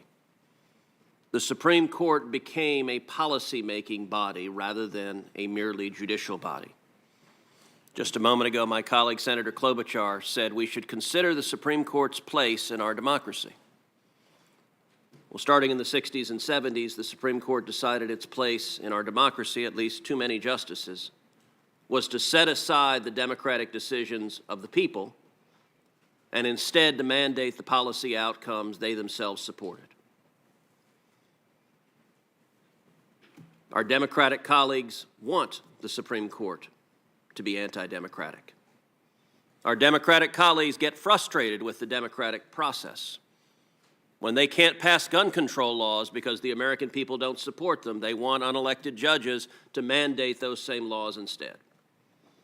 Law after law after law that they can't get through the democratic process, the Democrats have decided it's much simpler to convince 5 lawyers in black robes than to try to convince 330 million Americans. That is why Supreme Court confirmation hearings have become so contentious, is because the Supreme Court has arrogated to itself a responsibility the Constitution doesn't give it. which is to make contested policy decisions and take them away from the American people. Now, what should this hearing be and what should it not be? Well, you've heard a number of members on the Republican side of the aisle quite clear on what it should not be. This will not be a political circus. This will not be the kind of character smear that sadly our Democratic colleagues have gotten very good at.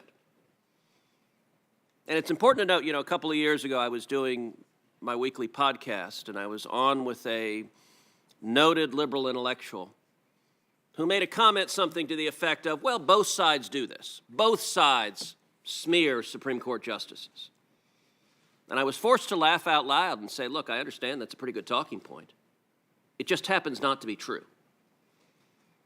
It is only one side of the aisle, the Democratic aisle, that went so into the gutter with Judge Robert Bork that they invented a new verb, to bork someone. It is only one side of the aisle that with Justice Clarence Thomas was so reprehensible that, as the president who nominated him, President George Herbert Walker Bush, wrote at the time, quote, "What's happening to Clarence Thomas is just plain horrible. All the groups that tried to beat him up on abortion or affirmative action have now come out of the woodwork. They are trying to destroy a decent man. This is an ugly process, and one can see clearly why so many good people elect to stay out of public life."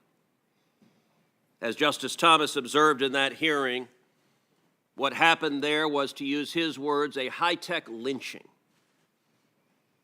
And I would note the chairman who presided over that disgrace was Joe Biden. And then most of the members of this committee remember the confirmation hearing of Brett Kavanaugh, one of the lowest moments in the history of this committee, where Democrats on this committee sat on allegations, didn't refer them to the FBI, didn't ask for investigations, hid them, and then leaked them against the wishes of the complainant. And we began a circus that featured Spartacus moments, featured such nuts as Michael Avenatti, whom CNN breathlessly for some months described as a possible Democratic presidential candidate. That's before, presumably, he became a felon in recent months. Judge Jackson, I can assure you that your hearing will feature none of that disgraceful behavior. No one is going to inquire into your teenage dating habits. No one is going to ask you with mock severity, do you like beer? But that's not to say this hearing should be non-substantive and non-vigorous. In this hearing, this committee has a responsibility to focus on issues, to focus on your record, to focus on substance, to do our very best to ascertain what kind of justice you would be. And a couple of straw men. It is no longer the case that Supreme Court confirmation hearings are merely about qualifications. There are some who say, well, if the justice is qualified, the Senate should confirm. There was a time that was the case. Our Democratic colleagues have abandoned that standard long ago. Our Democratic colleagues, then Senator Joe Biden, was perfectly happy to vote against John Roberts, someone who was unquestionably qualified for the court. He was perfectly happy to vote against Sam Alito, someone who was unquestionably qualified for the court. And indeed, every member of our Democratic colleagues who was here at the time participated in the first ever filibuster of a Supreme Court justice on partisan lines with Justice Neil Gorsuch. They did so for someone unquestionably qualified, but they had a political agenda, and so every one of them happily filibustered Justice Gorsuch. Likewise, it's not about race. We will see Democrats in the media suggest that any senator that is skeptical of your nomination, that questions you vigorously, or that dares to vote against you must somehow harbor racial animus.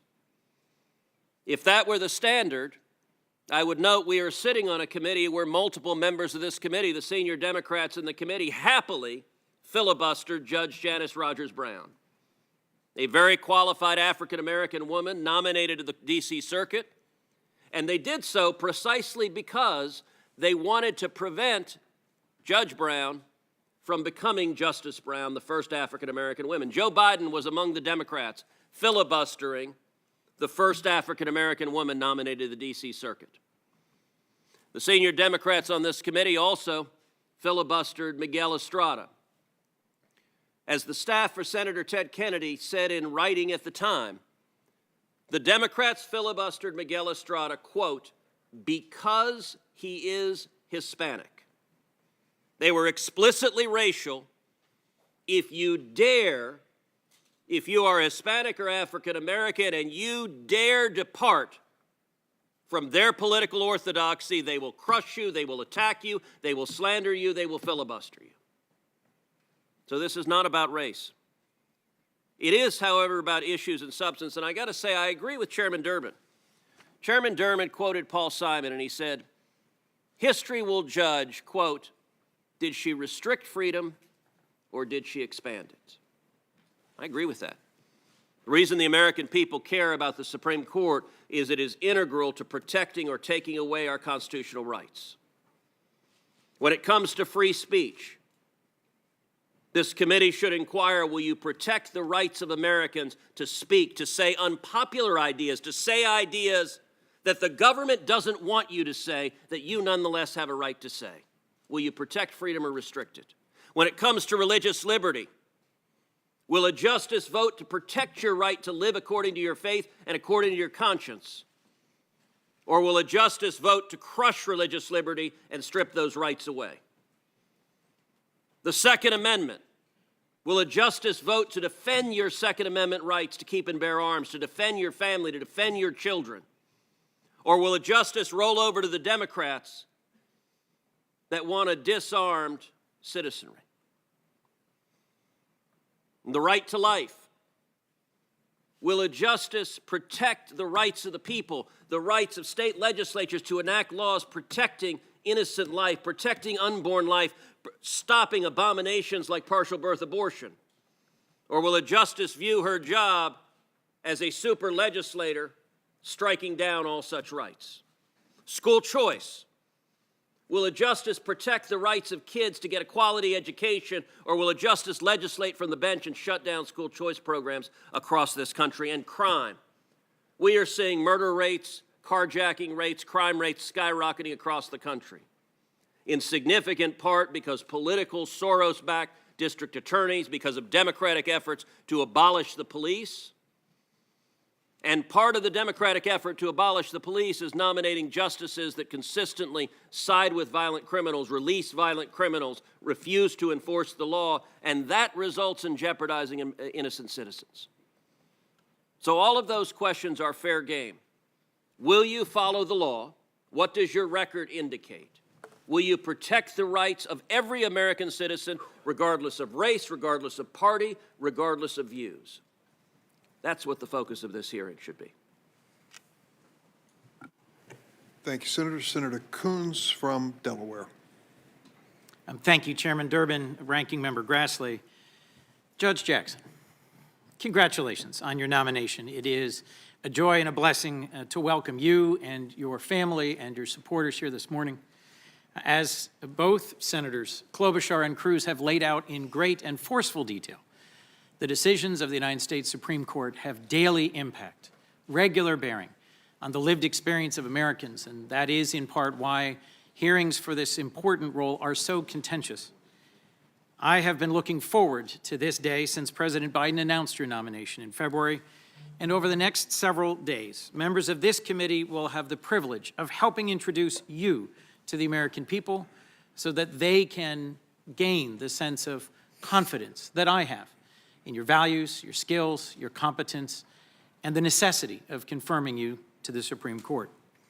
We'll be inviting you to speak directly to the American public and share the lived experiences, the strong qualifications, the judicial temperament, and the strength of character that made you not only an historic nominee to the Supreme Court, but an outstanding one as well. I want to acknowledge up front that President Biden selected you to fill the seat on the court being vacated by Justice Breyer, a justice whom I admire and in the work he's done as a jurist over decades has shown us a model of a Supreme Court justice. In his 42 years on the federal bench, 30 years on the Supreme Court, he's lived up to the highest ideals of American jurisprudence. He has served with wisdom, with fairness, and respect for the Constitution, the laws of our nation, and its people. He has a keen legal mind and a love of the law that are obvious to anyone who's heard him ask questions or read his decisions, and certainly to someone who clerked for him on the Supreme Court and who has had the benefit of his mentorship over many, many years. You've had broad experience in your stellar legal career that'll make you a unique contributor to the Supreme Court. You've worked as a lawyer or as a judge in just about every level of our legal system, engaging in just about every area of federal law. Your experiences as a private practice attorney with large law firms, as a federal public defender, as vice chair of the U.S. Sentencing Commission, and your near decade of service as a federal judge have given you insights into the ways that our Constitution, our statutes, our sentencing guidelines, and judicial decisions all come together to directly impact individuals, families, and our communities. You're able to perceive the full sweep of our law without losing sight of the human beings, the individuals and families impacted by it, caught up in it. And it is critically important, in my view, that we have justices on the Supreme Court with this practical and proximate view. You began your legal career with the invaluable experience of clerking for judges at the Federal District Court, at the Circuit Court, and for Justice Breyer on the Supreme Court, judges appointed by presidents of both parties. You developed your career as a legal advocate in private practice and in the Federal Public Defender's Service. As part of this work, you took on complex cases involving challenging and unsettled areas of the law. You worked pro bono on behalf of clients without regard to their political views or the political consequences of those cases. And you helped ensure bedrock constitutional guarantees in our legal system held strong, even in times of great stress and crisis. The work you did in these roles distinguished you as a talented appellate litigator with a formidable legal mind.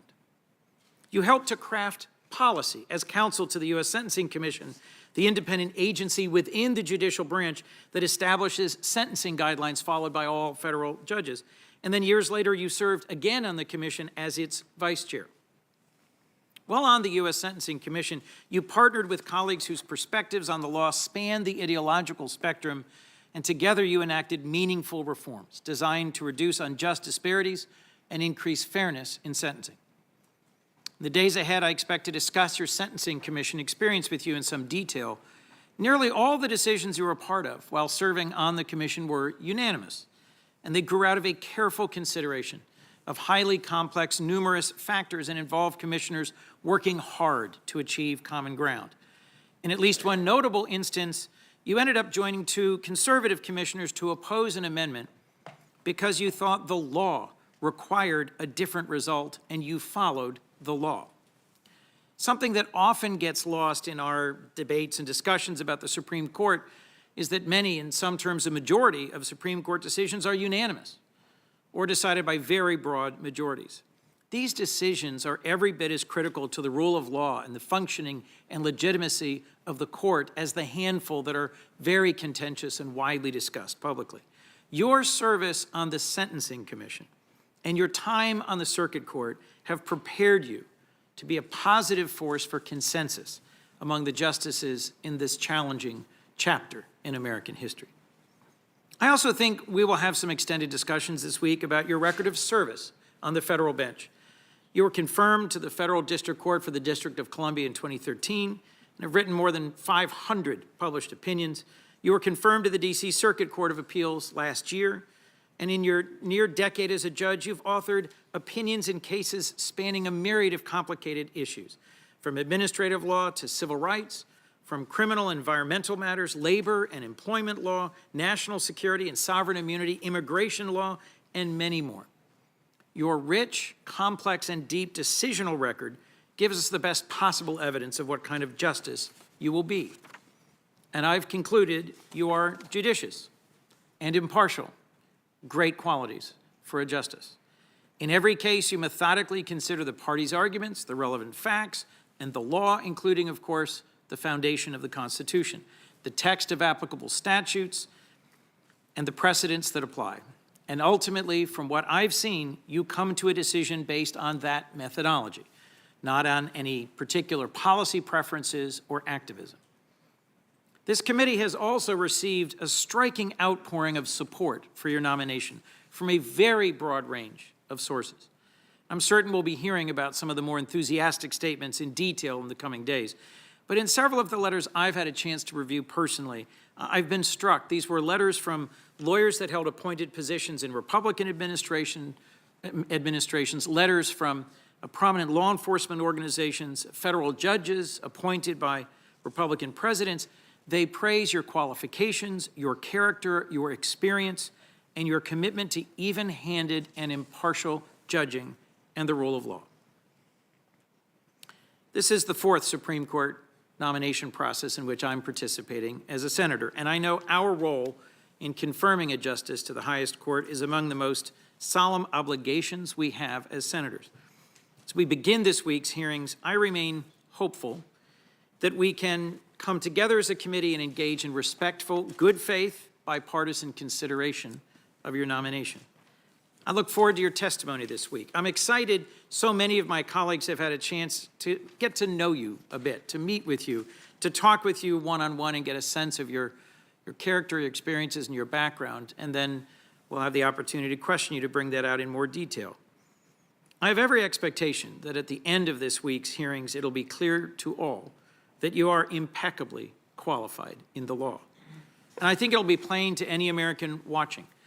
You have a demonstrated record of excellence as a jurist. You will decide cases as a justice on the basis of the facts and the law, and that you will be faithful to the Constitution. It's also my hope folks will get a chance to meet the family that shaped you. It was delightful to have a few moments to get to talk with your parents and your brother before we began today, and to reflect on how having parents, graduates of HBCUs, public school teachers, who then went on to great careers of accomplishment, Johnny Brown, Esquire, and Dr. Ellery Brown, set a great standard.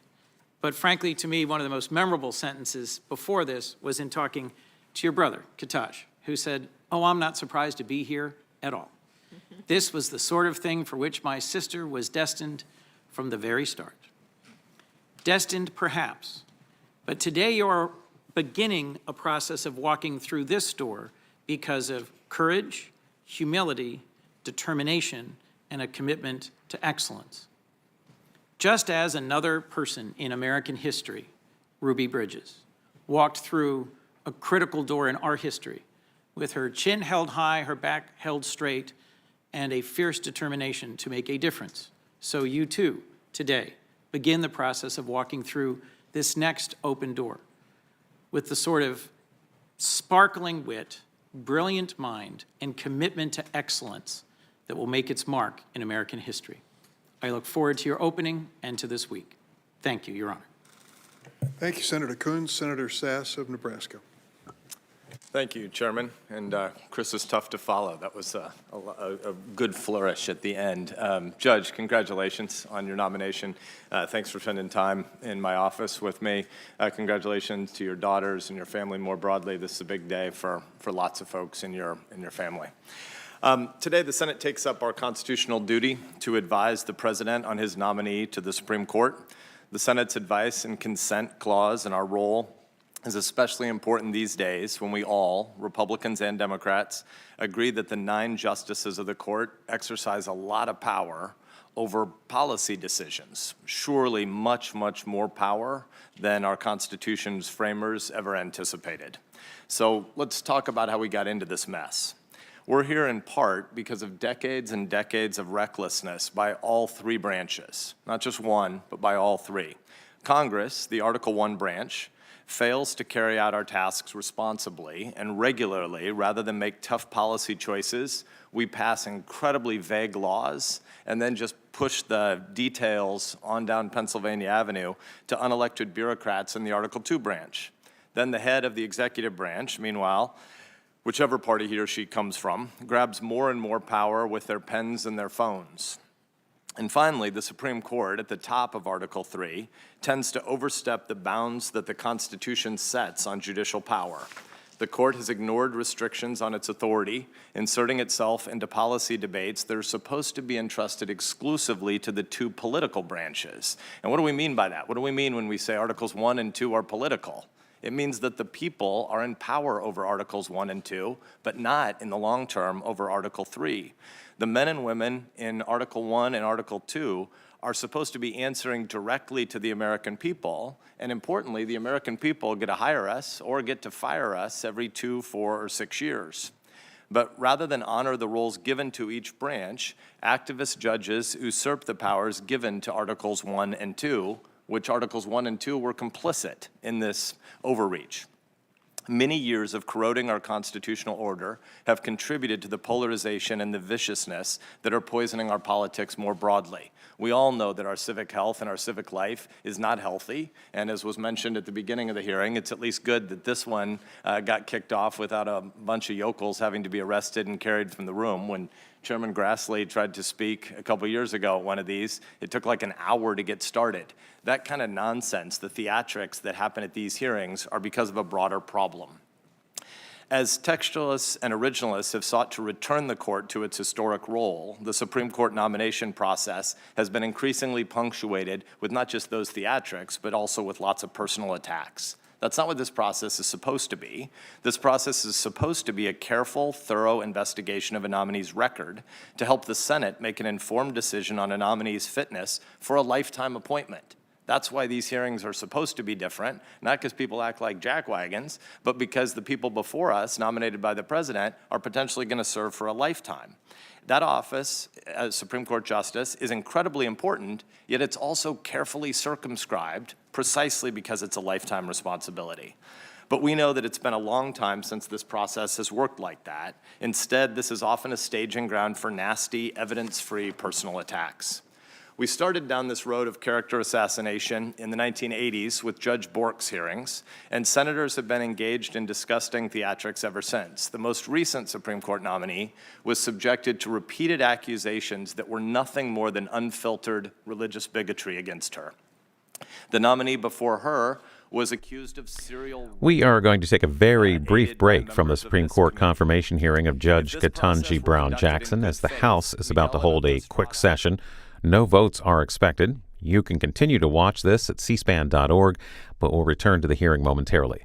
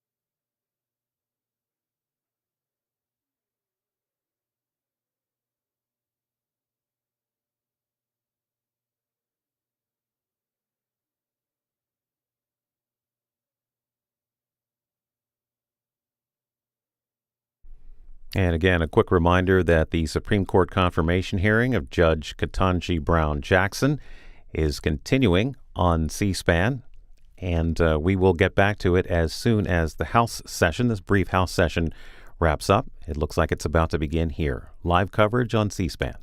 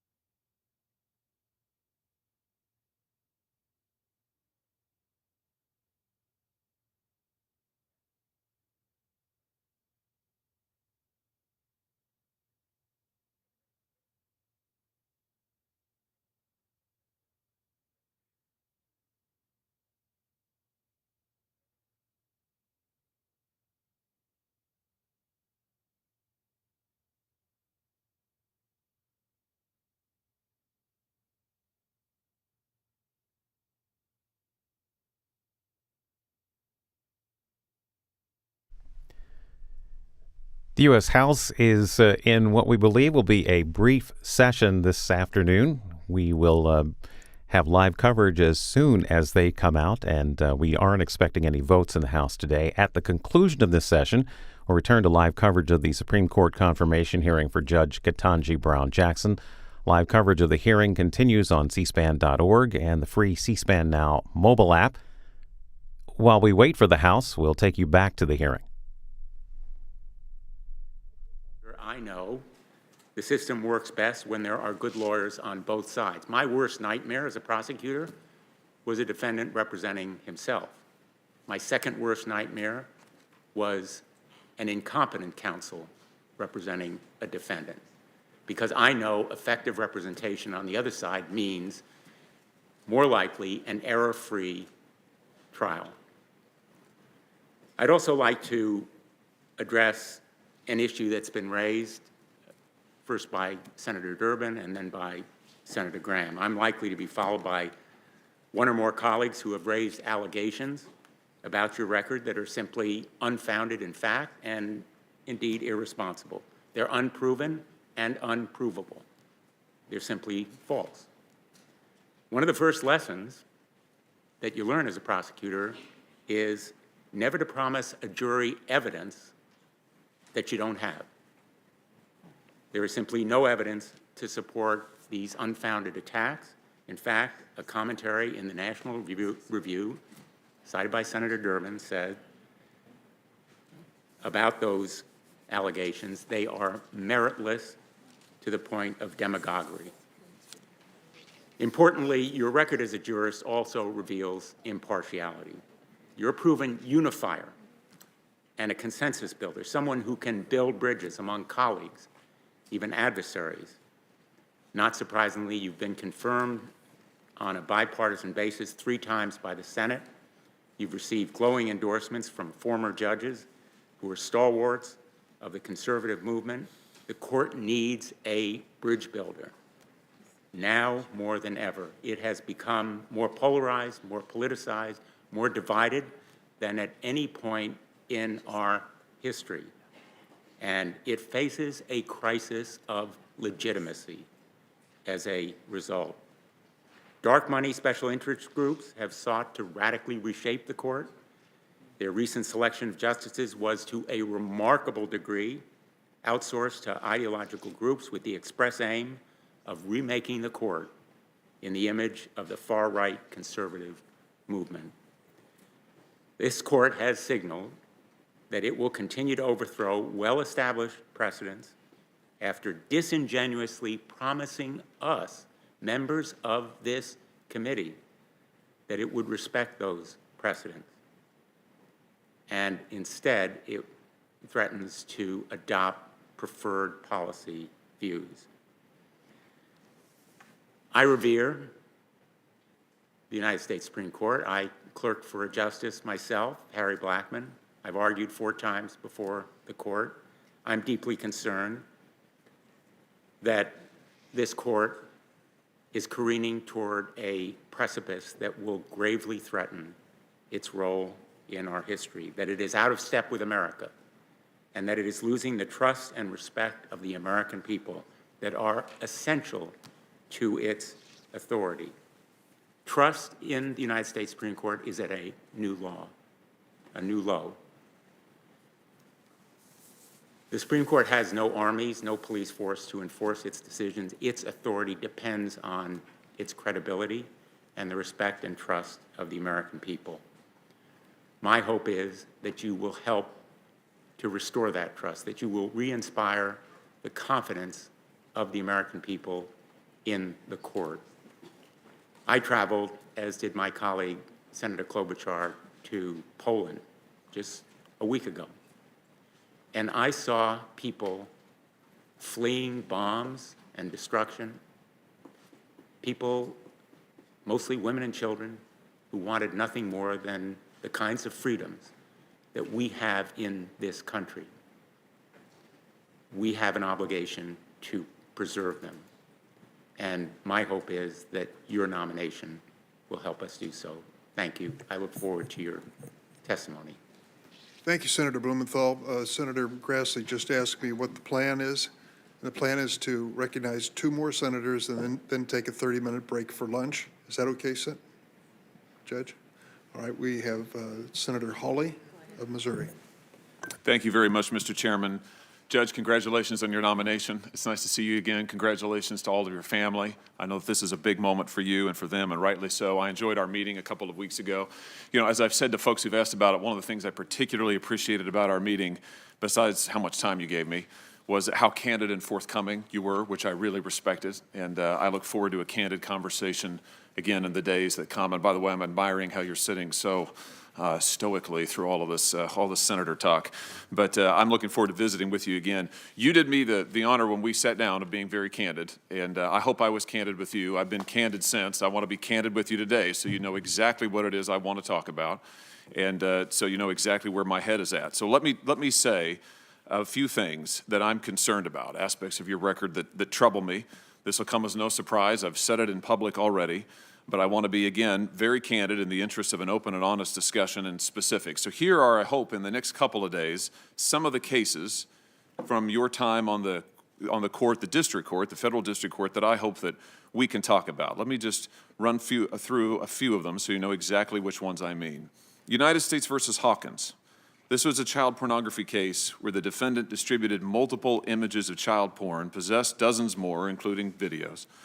The federal sentencing guidelines recommended a sentence of 97 to 121 months in prison. Prosecutors recommended 24 months in prison.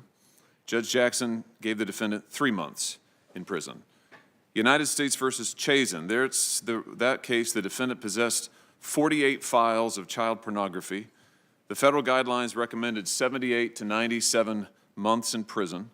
The prosecutor recommended the same. Judge Jackson sentenced him to 28 months.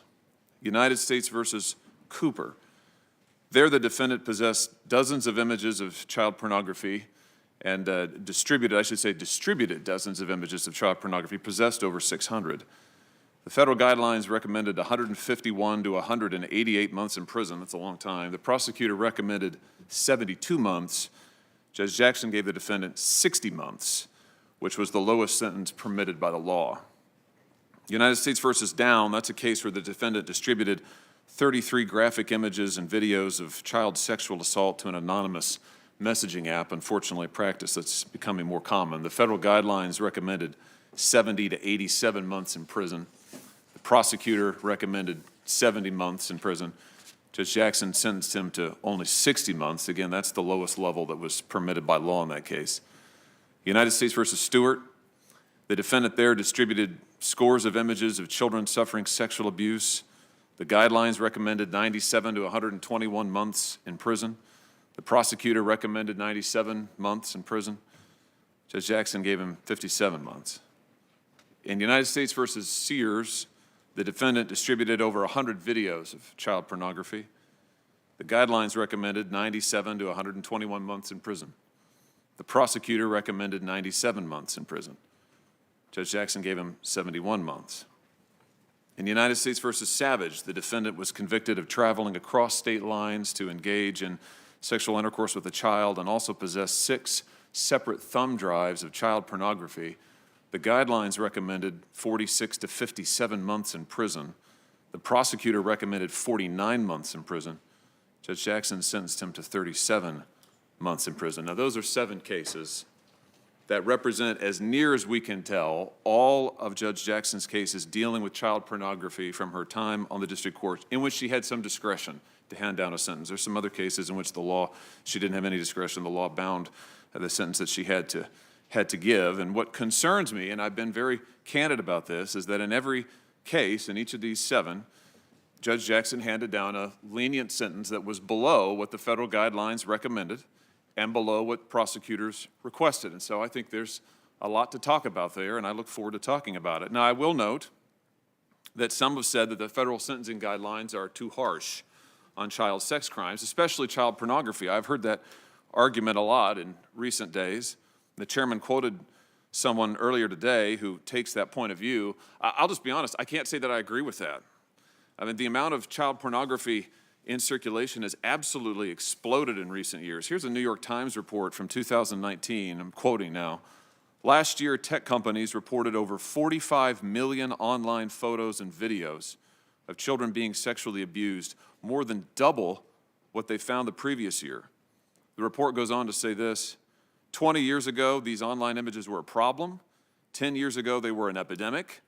Now the crisis is at a breaking point. Unfortunately, it's even worse than that. Just last week, the National Center for Missing and Exploited Children reported finding 85 million files of child pornography in 2021. And of course, this committee has heard testimony from prosecutors and others who are grappling with the problem of how to get at this porn and those who distribute it, how to prosecute them and hold them accountable. Here's my point. I think it's difficult against this backdrop to argue that the sentencing guidelines are too harsh or outmoded, or that we should be somehow treating child porn offenders more leniently than the guidelines recommend. But I want to be clear about this, that those arguments that I've just been rehearsing, those who say that, that's not what Judge Jackson has said. She hasn't had the chance yet to respond to this, and she deserves that chance. So others have made these arguments. I don't agree with them, but I think it's important we hear from Judge Jackson, and we'll have the chance to in coming days. And I think, again, the candor that Judge Jackson has shown previously, I look forward to, and she deserves the ability to speak for herself on this issue. So I will just say, in closing, Mr. Chairman, some have asked, why did I raise these questions ahead of the hearing? Why not wait until the hearing and spring them on Judge Jackson, as it were? And my answer to that is very simple. I'm not interested in trapping Judge Jackson. I'm not interested in trying to play gotcha. I'm interested in her answers, because I found in our time together that she was enormously thoughtful, enormously accomplished, and I suspect has a coherent view and explanation and a set of thinking, way of thinking about this that I look forward to hearing.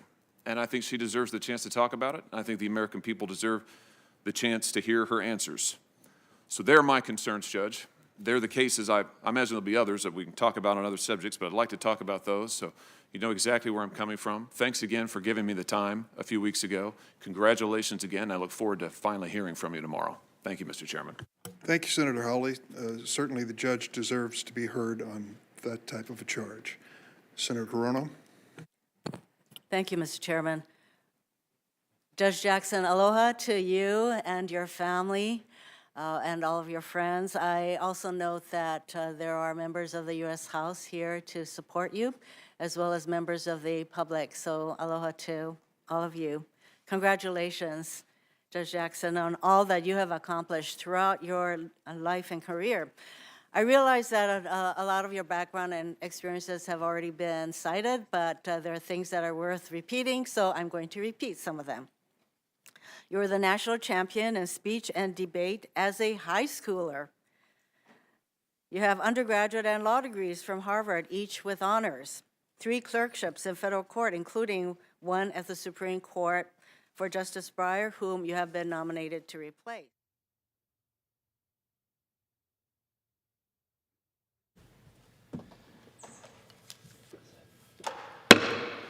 The House will be in order. The chair lays before the House a communication from the Speaker. The Speaker's Rooms, Washington, D.C., March 21st, 2022. I hereby appoint the Honorable Donald S. Byer, Jr. to act as Speaker pro tempore on this day. Signed, Nancy Pelosi, Speaker of the House of Representatives. The prayer will be offered by the guest chaplain, Reverend William Gurney from St. Joseph's Catholic Church here in Washington, D.C. Let us pray. Lord of peace, we come before you mindful of all that you have blessed us with. The members of this Congress have been given the tremendous privilege and responsibility of considering bills that affect the lives of so many people. Give them the inventiveness of Hammurabi, the statesmanship of Simon de Montfort, the integrity of King St. Louis, and at the end of the day, the knowledge that they have served their country well. We ask all this in your holy name. Amen. Pursuant to Section 11A of House Resolution 188, the Journal of the Last Day's Proceedings is approved. The chair will lead the House in the Pledge of Allegiance. I pledge allegiance to the flag of the United States of America and to the republic for which it stands, one nation, under God, indivisible, with liberty and justice for all. Under Clause 5D of Rule 20, the chair announces to the House that in the light of the passing of the gentleman from Alaska, Mr. Young, the whole number of the House is 432. And pursuant to Section 11B of House Resolution 188, the House stands adjourned until 1 p.m. on Thursday, March 24th, 2022.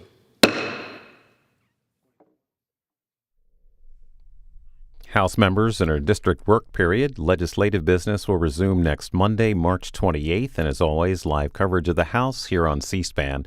And we return now to the Supreme Court confirmation hearing for Judge Ketanji Brown Jackson. Senator Hirono continuing her opening statement. For decades, and will serve our nation well as the first Black woman to serve on the U.S. Supreme Court. A group of law enforcement officers from across the country said, quote, Judge Jackson brings a depth of character, public service, and judicial service that leads to but one conclusion. She is eminently qualified to serve on the Supreme Court of the United States, end quote. You are an accomplished jurist, having issued nearly 600 opinions that demonstrate a clear, even-handed approach to the law. You have sided with workers, with employers, for and against the government, for prosecutors, and for criminal defendants.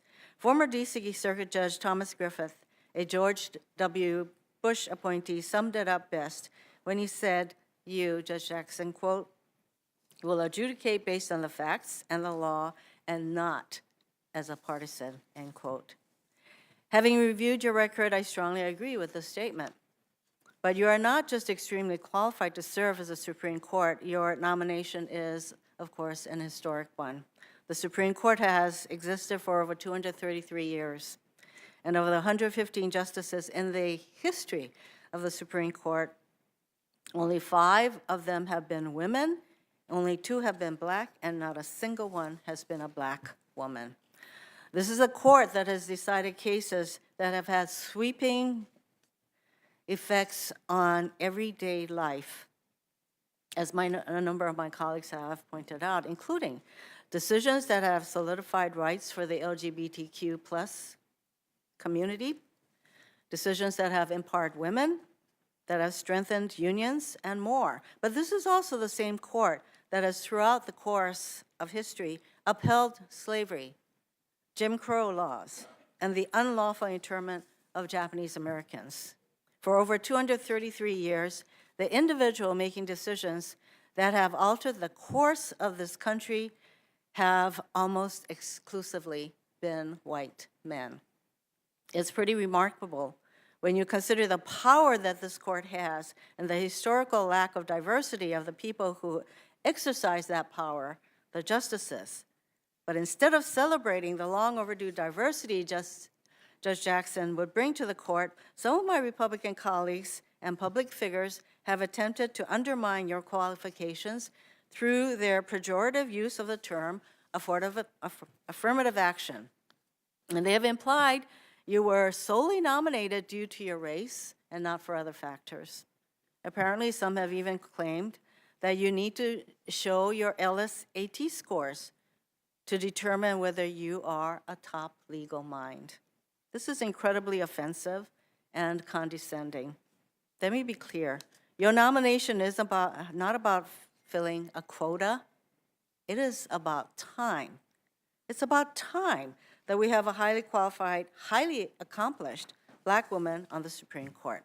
It's about time our highest court better reflects the country it serves. It's about time that Black women and girls across the country can finally see themselves who look like them sitting on the highest court, making decisions that will impact their lives. And they will know that it is possible for them to do the same. One cannot overstate the importance of representation. Your experiences and your background as a trial judge, a public defender, a mother, a Black woman, and so much more provide you with a uniquely different perspective than any of the 8 other justices on the court. Like your mentor, Justice Breyer, I know you will engage with the other justices, both liberal and conservative. You are a consensus builder to share their perspectives challenge their views, and shape the court's direction for the better.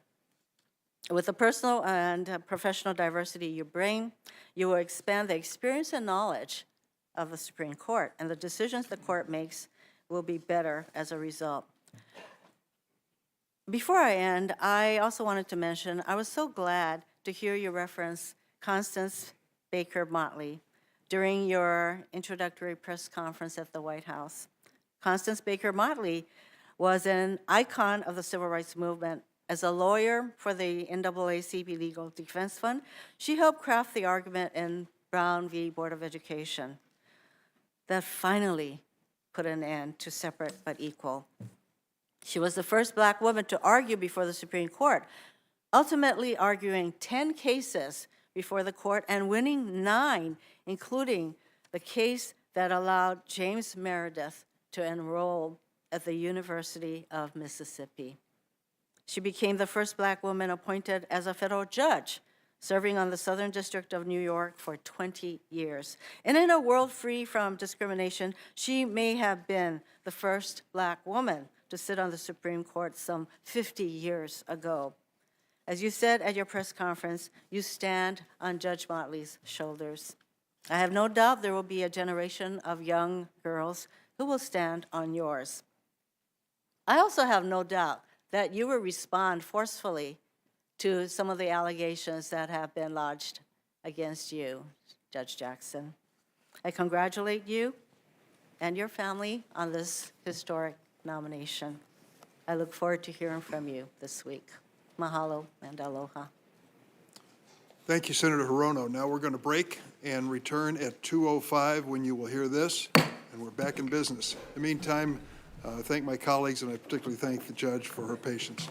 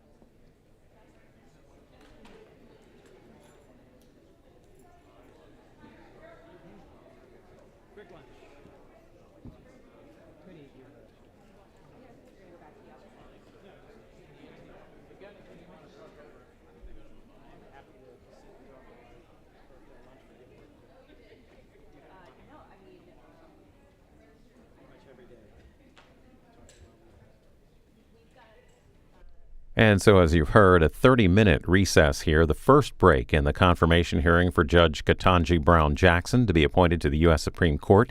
7 more members of the total 22 members on the Senate Judiciary Committee will give opening statements after the break.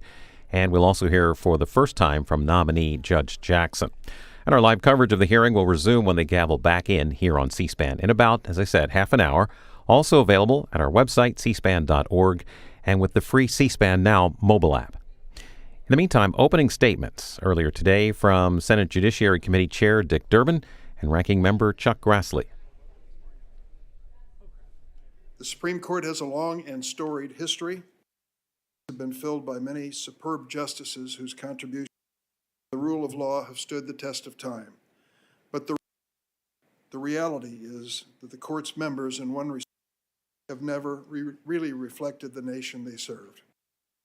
When the Supreme Court met for the very first time of 1790 in the Exchange Building in New York, there were nearly 700,000 slaves without citizenship in this new nation of nearly 4 million. Neither African Americans nor women had the right to vote. There was no equal justice for a majority of people living in America. It's more than 230 years, the Supreme Court has had 100 justices. 108 have been white men. Just 2 justices have been men of color. Only 1 have served on the court, and just 1 a woman of color. Justice has been a black woman. You, Judge, can be the first. It's not easy being the first. Often you have to be the best, in some ways the bravest. We're not prepared to face that kind of heat, that kind of scrutiny, that of the national spotlight. But your presence here today to brave this process will give inspiration to millions of Americans who see themselves in you. As I mentioned to you, I was at the steps of the Supreme Court this morning to see the rally in support. There were so many young African American women there seeing your pursuit as part. In other important ways, though, there are many nominees who've come before us. President Biden, because he knew your qualifications are outstanding. Many knows you. You've appeared 3 previous times and confirmed with bipartisan support. And your professional record and life experience tell us what kind of lawyer, what kind of judge, and what kind of person you really are. Your guiding found in your life and in your work, that the Constitution for all Americans, not just the wealthy and powerful, that judge favoritism, and that the judiciary must live up to blazoned above the entrance, equal justice under. So today is a proud day for America.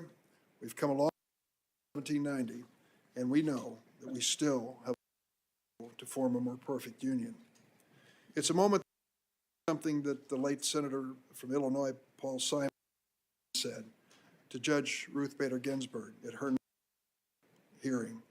He said, you face a harsher judge than this committee, and that is the judge. And that judgment is likely to revolve around the question, did she restrict freedom or did she expand it? This statement time and again because it asks a vital question. History judge us. Judge Jackson, I have no doubt will remember you as a justice who never stopped working to defend. But I also ask the members of this committee, as this landmark confirmation process, to consider how each senator, as we face our constitutional responsibility to advise and consent. This moment also something President Barack Obama, another trailblazer, said, Illinoisan, when the late Justice John Paul Stevens. President Obama said, while we cannot replace experience or wisdom, I will seek someone with similar an independent mind, a record of excellence and integrity, dedication to the rule of law, and a keen understanding of the daily lives of America. Much like Justice Stevens, cannot replace Justice Breyer. But with you, we have a nominee who embodies the same qualities as outstanding justices. You're independent-minded and understand the critical importance of judicial independence. Your record and integrity, from the championship debate team at Palmetto Senior High School to Harvard and Harvard, to your 3 judicial clerkships, your work as a defender, a lawyer in private practice, a member of the commission, a federal district judge, and circuit court judge. Throughout your career, you've been a champion for the rule of law, determined even at the risk of public criticism. As the United States Sentencing Commission, a bipartisan group which reflects the spectrum of American thinking on law enforcement, you set out that truly represented congressional intent when it came to criminal sentencing fair. And you did it by finding common ground. During your tenure on that commission, 95% of the commission's votes were either unanimous or consensus. For example, the commission implemented the Sentencing Act, a law that I negotiated with then Senator Jeff Sessions that reduced the infamous 100-to-1 crack powder sentencing disparity. And you joined every one of your colleagues to make that change to the sentencing guidelines retroactive. You gave a powerful speech, and I'm going to quote it. You said, "There is no excuse for insisting that those who are serving excessive sentences under the long disputed and now discredited prior guideline must carry on as though none of this has happened." The vote in favor of retroactivity was unanimous on the commission. Republicans and Democrats shared your view. And you've gone to great lengths to explain how the law affects real people. Indeed, with your nomination, we can be confident that the court, its role, and its decisions will be more understandable to the American public. In your time on the bench, you've taken the time to explain your decisions and their consequences. When you were before this committee just last year for your D.C. Circuit hearing, you described how you, quote, take extra care to communicate with parties. You added, and I quote, "I speak to them directly and not just to their lawyers. I use their names. I explain every stage of the proceeding because I want them to know what's going on." As a result of that approach, you've made the law more approachable to litigants and American people. The cameras and the lights here today can make it easy to forget that at its core, the responsibility you seek is one of service. And I'm fully confident you'll serve Americans from all walks of life, all backgrounds, fairly and faithfully. Now, there may be some who claim, without a shred of evidence, that you'll be a rubber stamp for this president. For these would-be critics, I have 4 words. Look at the record. Your complete record has been scoured by this committee on 4 different occasions. All of your nearly 600 written opinions, read and reread, 12,000 pages of transcripts, meeting minutes, and other materials for the Sentencing Commission, your sworn testimony before the committee less than a year ago, every published and reported word you've written or spoken, your detailed answers to lengthy questions. For those who say they need more, I would answer that you have sat down personally with every member on this dais of the committee, Democrats and Republicans. A fair review of all of this makes clear your values and your guiding principles. You have ruled for and against presidents and administrations of both parties. You've ruled for prosecutors and for defendants.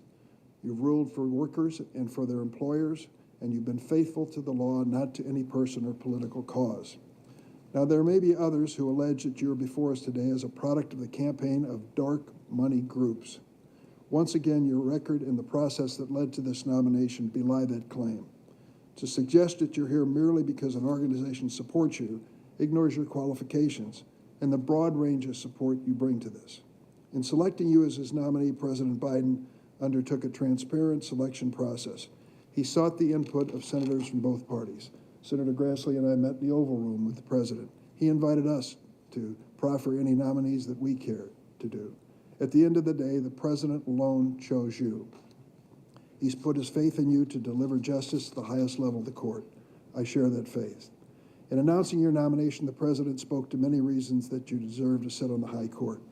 He noted the perspective you'll bring as a former member of the Sentencing Commission, as the first justice since Thurgood Marshall with considerable criminal defense experience, and as the second current justice, only the second, to serve as a federal trial court judge.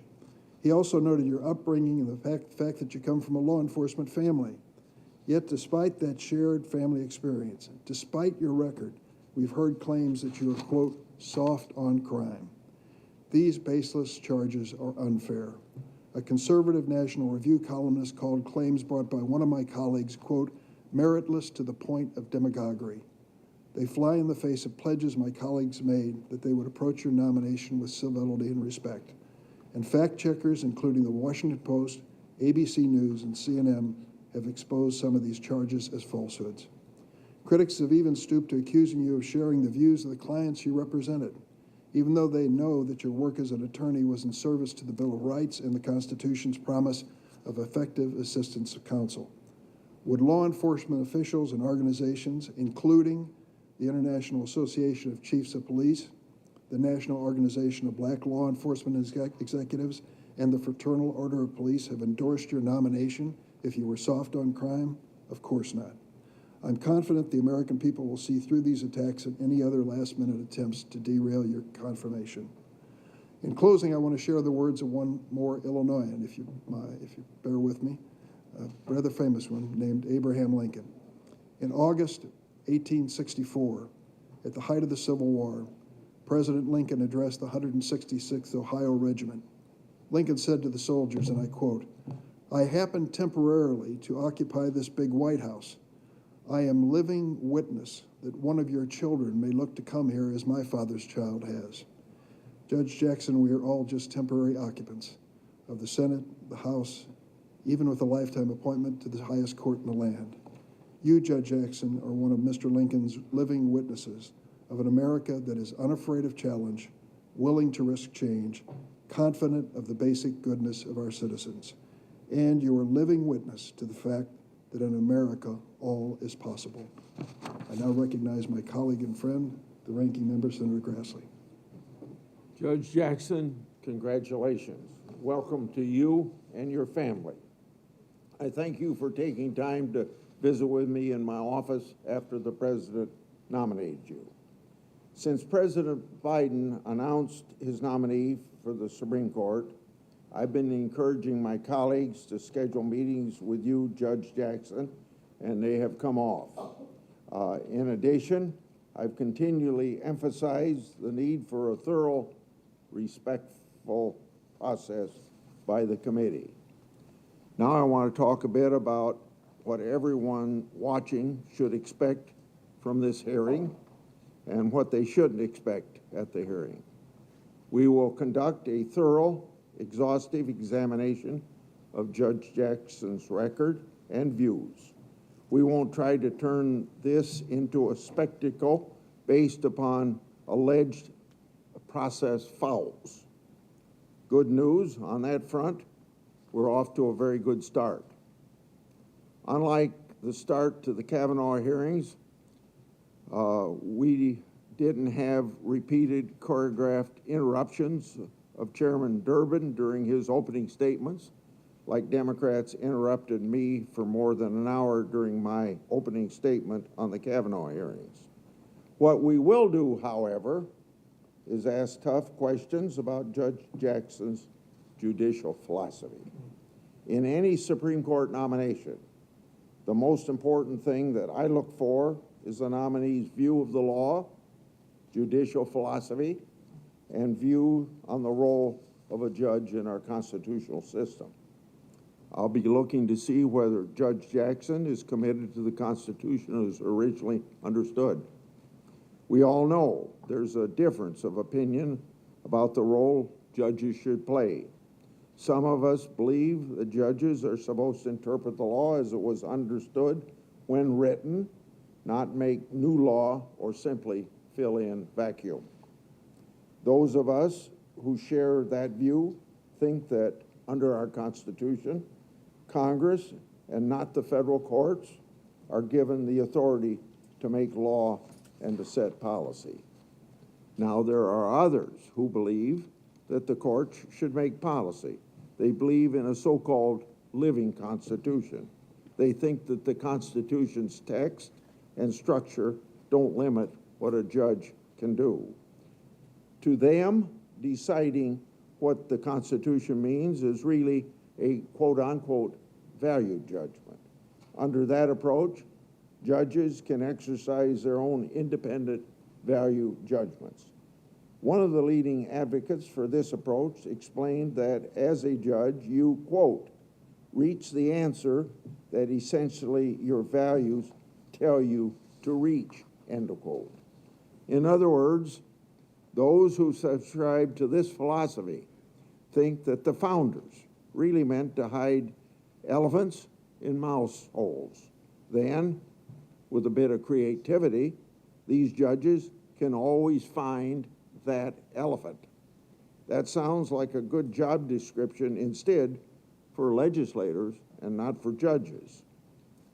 But for at least 4 years, Democrats systematically voted against many well-credentialed nominees that were diverse professionally, diverse geographically, diverse religiously, and diverse ethnically. Was it racist or anti-women for them to do so? I don't believe that it was. Democrats did it because the nominees didn't agree with living constitutionalism, just as Republicans have opposed nominees based upon their judicial philosophy.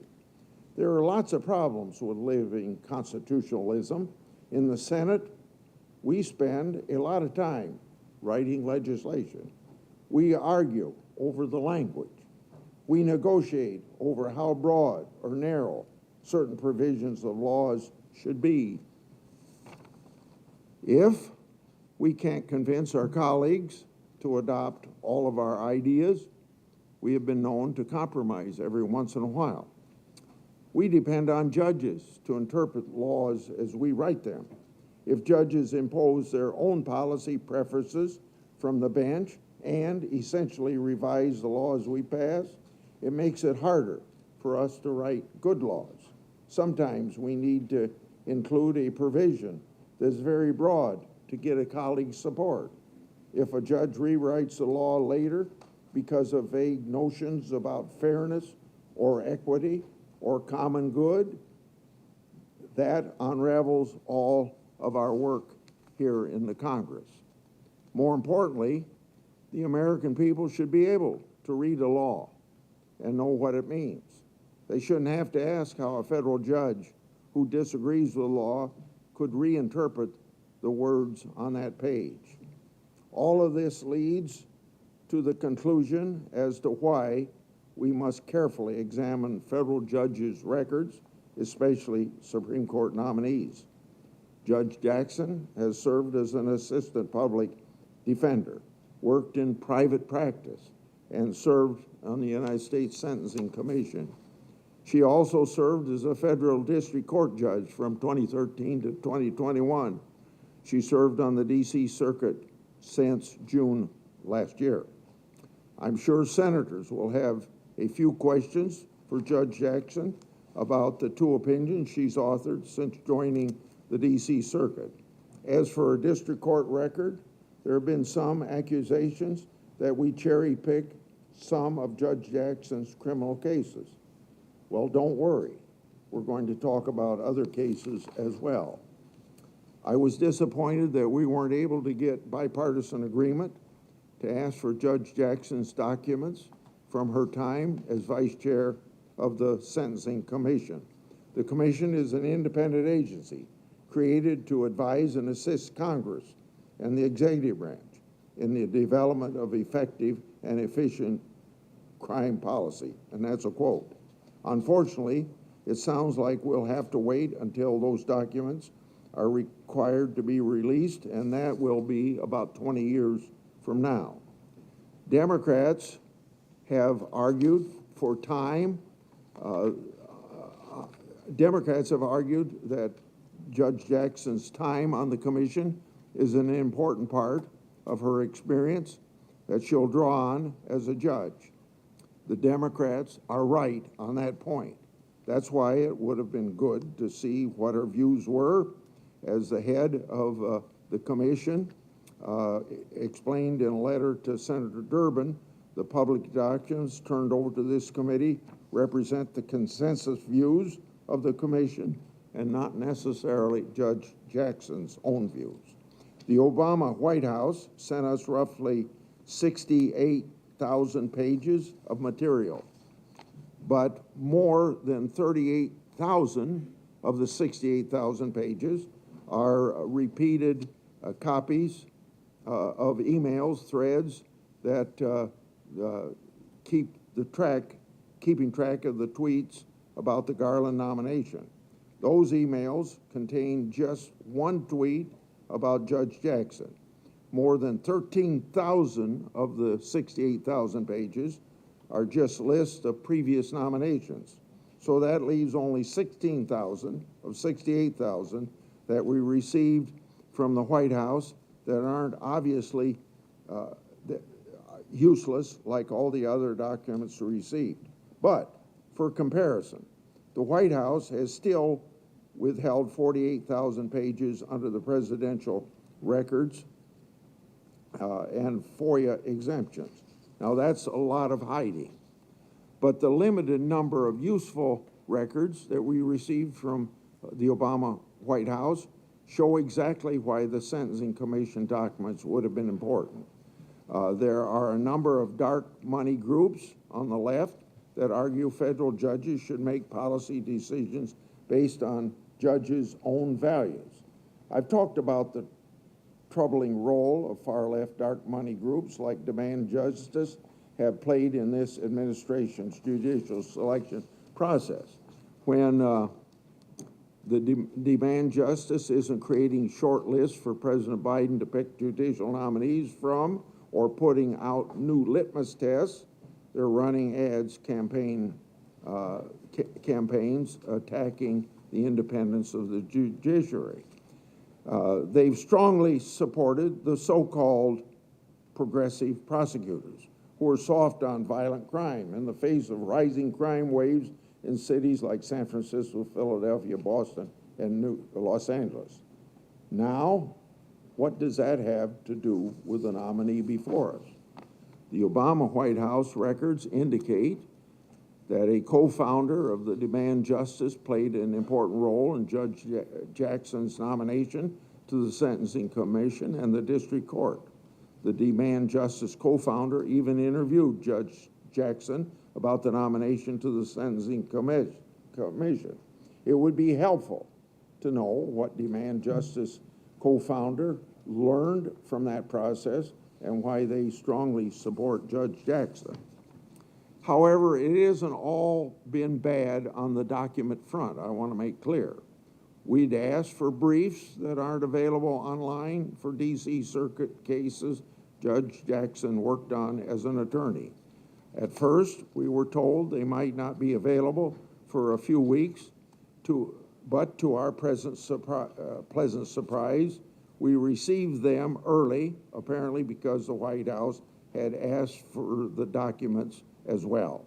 Judging by timetable, we were originally given to get the briefs. That request was made after she was announced. Now those documents concern Judge Jackson's time as Assistant Federal Public Defender.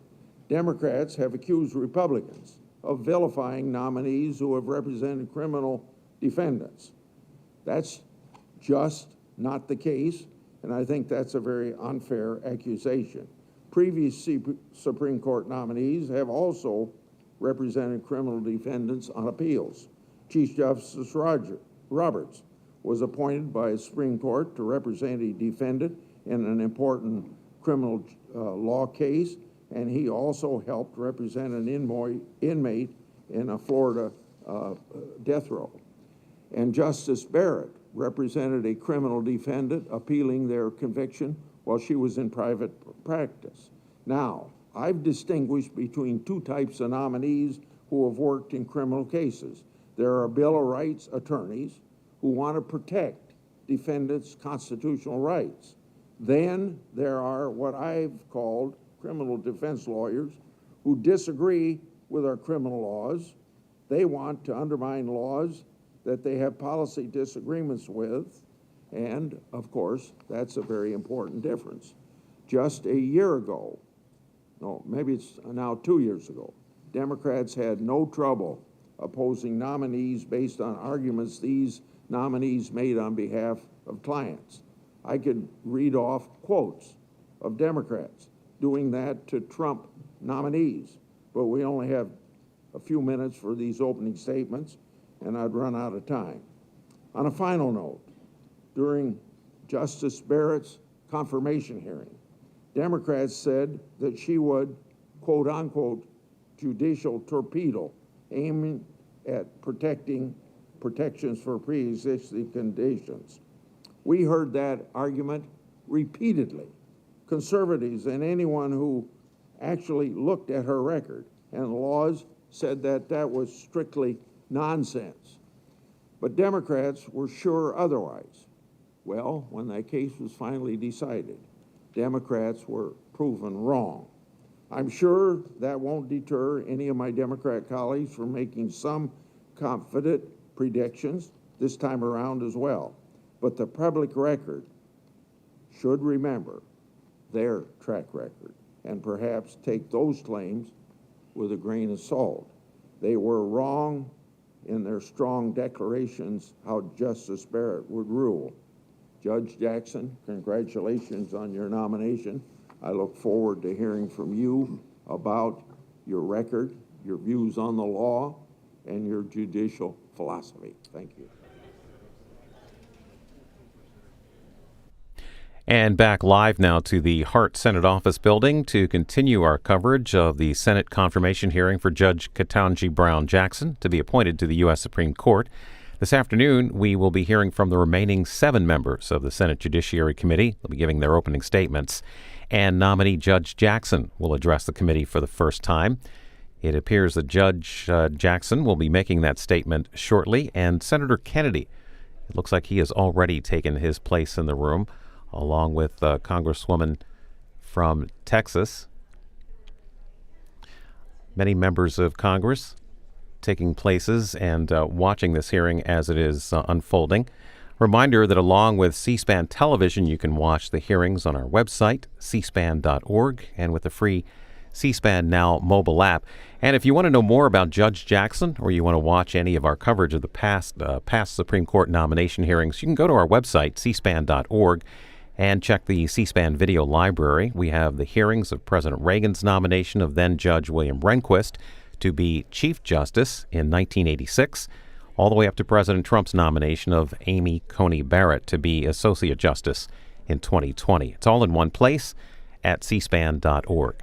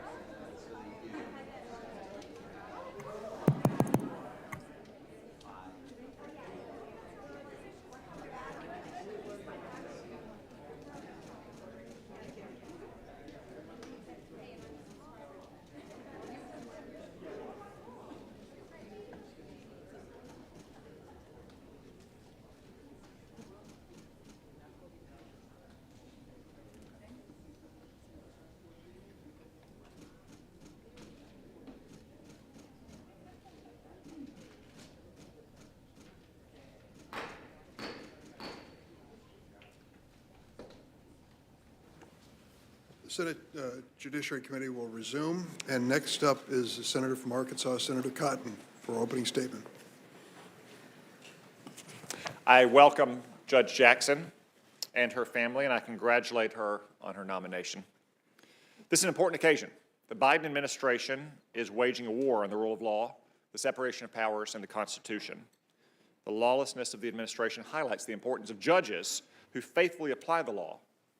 To understand the ongoing power grab, let's consider President Biden's failed nominee to lead the Department of Justice, ATF. The man he nominated can only be described as an anti-gun zealot.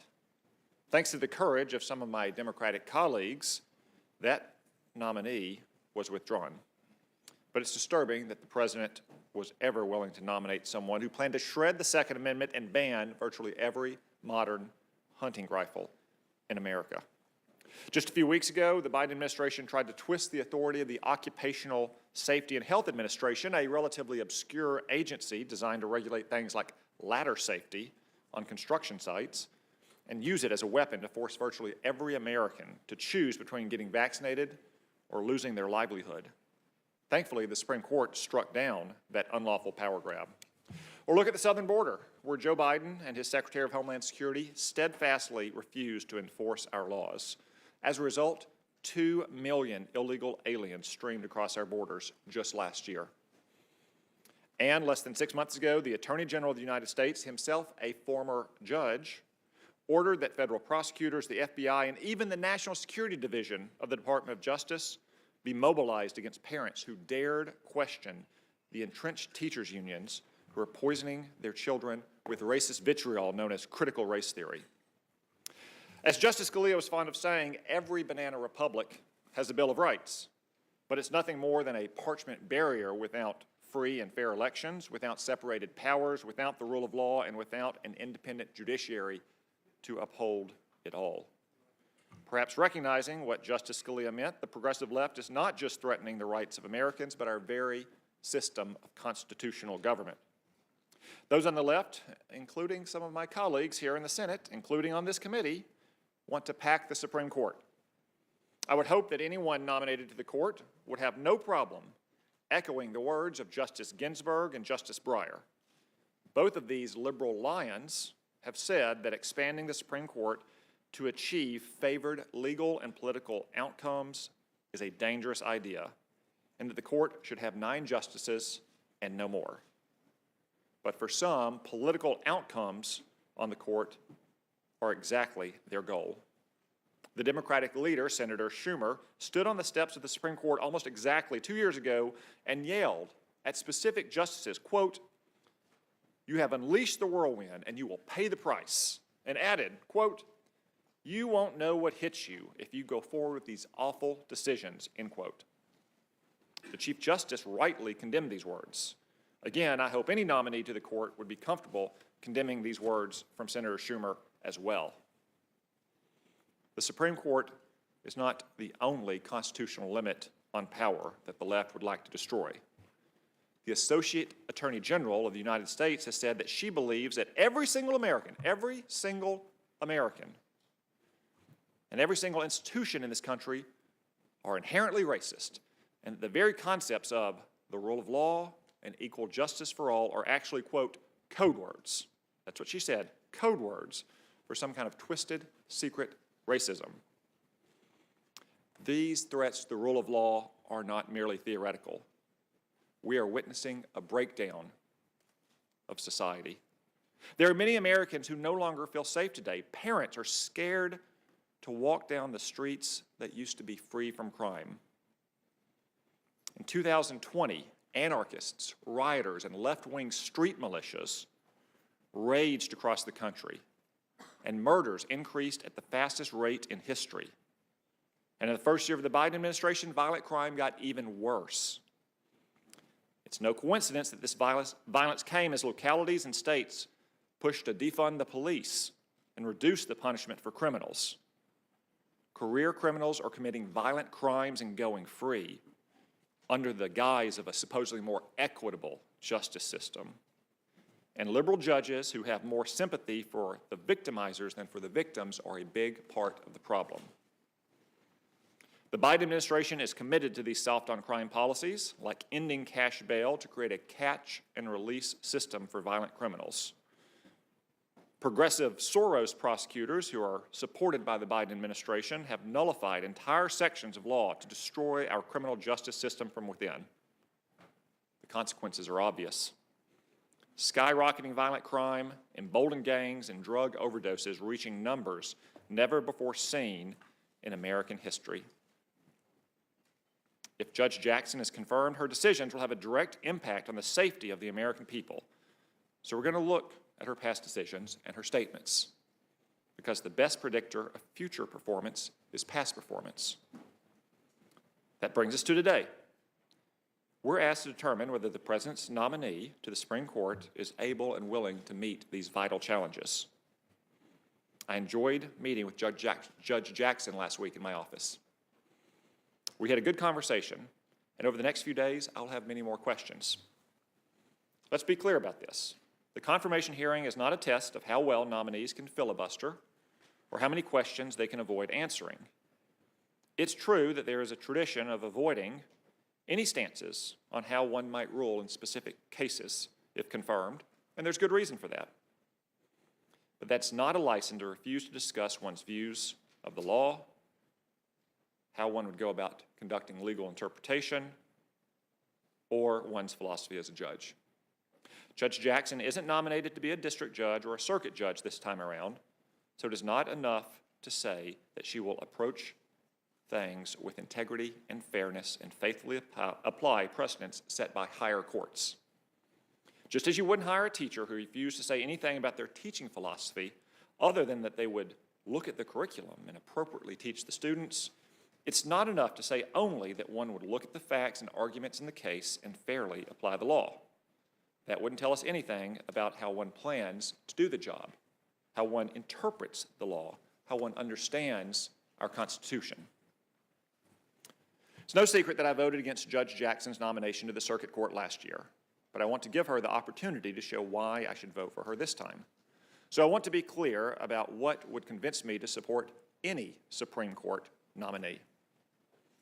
I'm looking for a justice who will uphold the Constitution, not use it to invent new so-called rights. I'm looking for a justice who understands that the Constitution means what it says and does not mean what it doesn't say.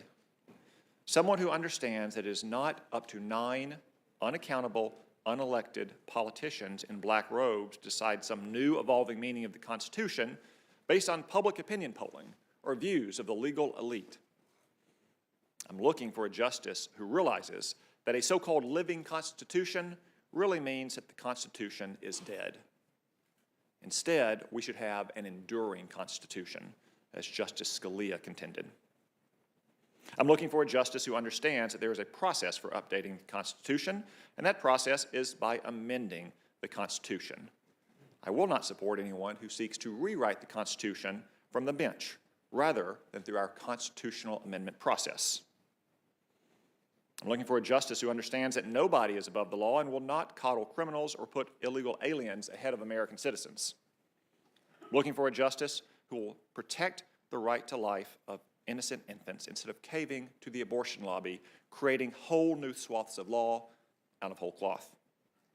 I'm looking for a justice who will make decisions based on the law, not based on their personal experiences or preferences, not on empathy, not on desired political outcomes, but on the law and the Constitution. If Judge Jackson is confirmed, her job will be simple. Leave the legislating to Congress and to elected, accountable office holders in our states and our municipalities. Zealously protect the separation of powers and don't overturn laws unless they violate the Constitution. I look forward to these hearings. Thank you very much. Thank you, Senator Cotton. Senator Booker of New Jersey. Thank you very much, Mr. Chairman. Judge, Your Honor, it's very good to see you. Forgive me, when you were in my office, you were focused on the hearings and a lot of the substance and had such great questions. I could not stop being just joyous that you were sitting in my office, and I couldn't stop bringing up to you the historical nature of this. Forgive me, I grew up in a small black church where I was taught to make a joyous noise unto the Lord. And this is not a normal day for America. We have never had this moment before.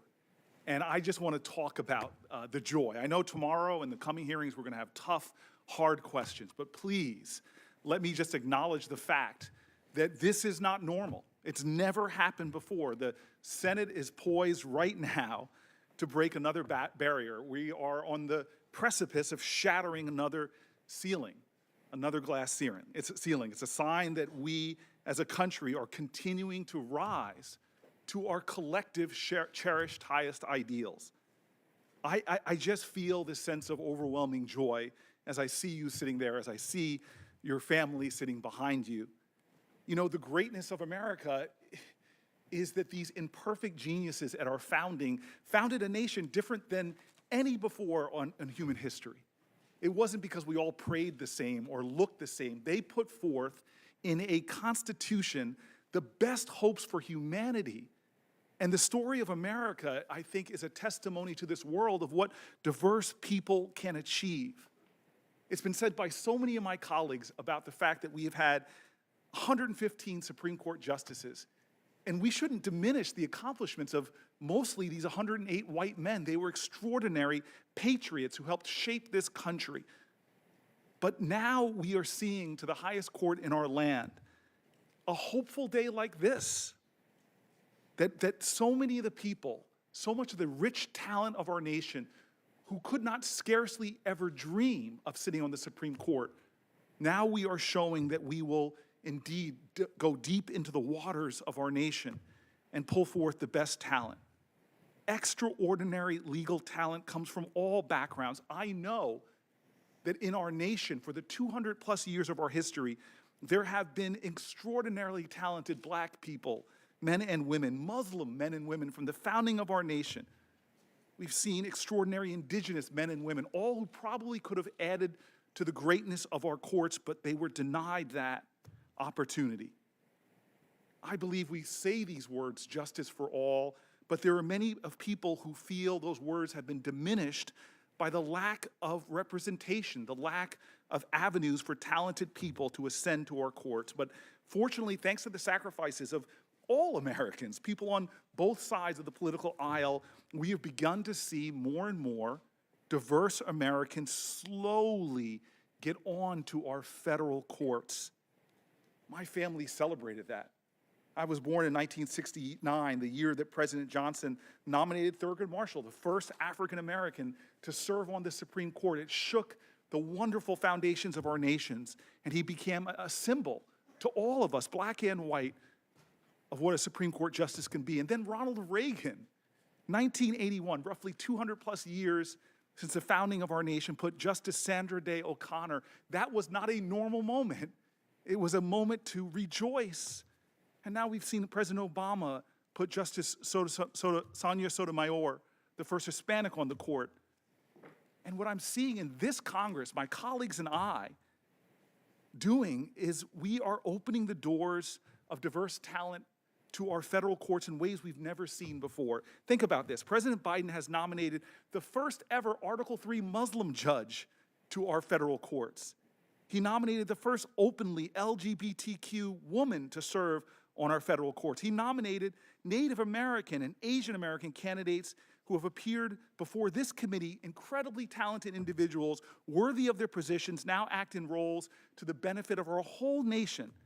They herald the truth of who we are as a country, an inclusive, multicultural nation that shows the world the promise of a true democracy.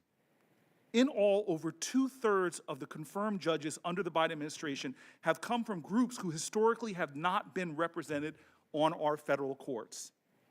So for those reasons and more, today to me is a day of joy. I cannot tell you how happy I am.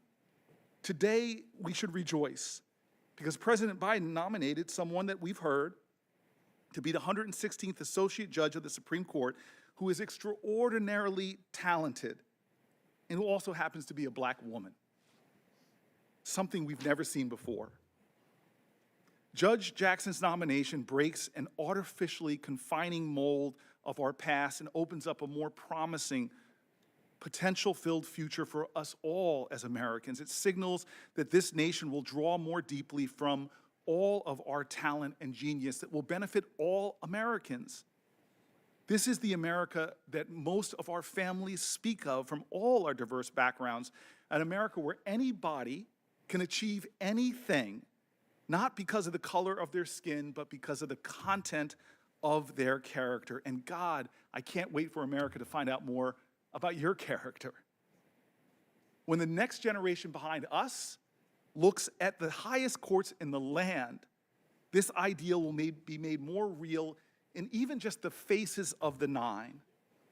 You bring this wealth of experience that's exciting to me. You've seen so many parts of our legal system. But I just want to talk about your role as a public defender, because that too is unprecedented. I have a friend that just was at the prayer breakfast here in Congress, Brian Stevenson. He has this saying, he says, we have a justice system that treats you better if you're rich and guilty than if you're poor and innocent. I'm not sure if most Americans know that 80% of those who go before our nation's criminal courts can't afford an attorney. To this end, a public defender should be looked at as one of the most honorable roles within our judicial system, and yet we have never had a public defender or anyone who served as a public defender on our highest court. And it, unfortunately, is very lacking amongst all federal judges. You wrote, Judge, that the role of the public defender made you a better judge. You said it gave you a chance to, quote, help people in need and to promote core constitutional values. Well, the Sixth Amendment right to the assistance of counsel is guaranteed regardless of wealth and despite the nature of the accusations. I honor that more than you know as someone who started in legal clinics at Yale. I had my empathy expanded. I had my understanding of the struggles of my fellow Americans in ways that shaped my entire professional career. I love the fact that you have been a bridge builder in so many ways. You have the support of Republican-appointed judges and Democratic-appointed judges. Heck, you were confirmed by the Senate in a bipartisan manner 3 times. I love the fact that you have the support of civil rights lawyers and our largest police organizations like the FOP. It is a testimony to what this nation needs more of. People that will find ways not to accentuate the lines that divide, but try to find more ties that bind us together.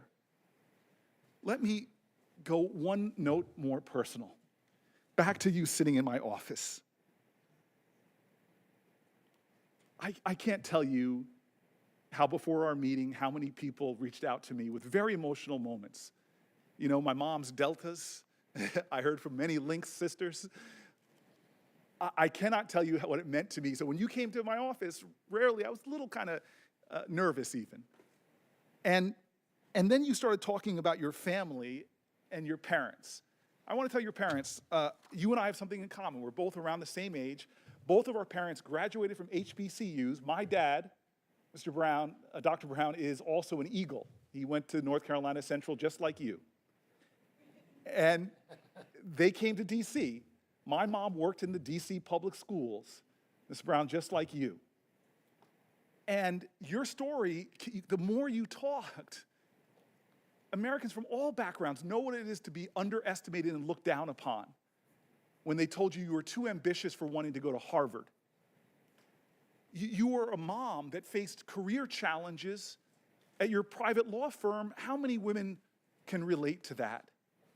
The more you spoke about your personal story, the more I know it is an American story that folks from all backgrounds can relate to. But there's something that really moved me.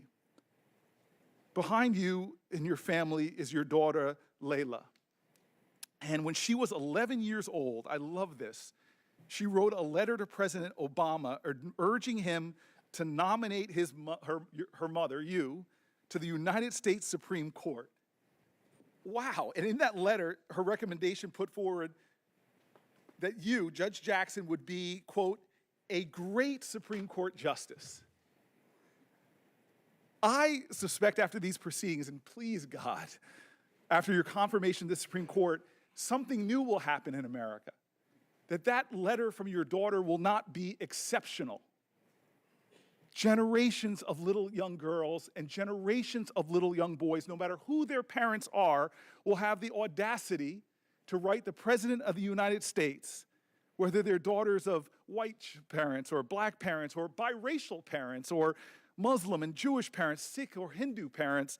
We're going to see a new generation of children talking about their mamas and daring to write to the President of the United States of America that my mom should be on the Supreme Court. Well, I want to tell your daughter right now that that dream of hers is so close to being a reality, some tough days ahead, but I think it could happen. And your grandparents' generation, literally this week back in 1965, when my parents were in Washington, D.C., and that week, there was a man named Martin Luther King who began on this day a march from Selma to Montgomery. And when he finally made it on the 25th of March, he talked to people who were losing faith in America that we can be who we say we are. And he says, for those folks, how long will we have to wait? Not long, because the arc of the moral universe is long and it bends towards justice.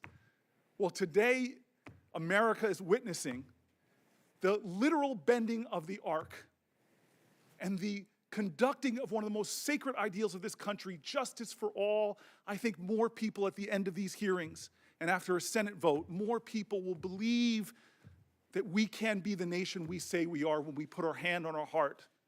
Indeed, I think you and your family are giving a lot more people faith that we will achieve a nation of liberty and justice for all. Thank you. Thank you, Senator Booker. Senator Kennedy of Louisiana.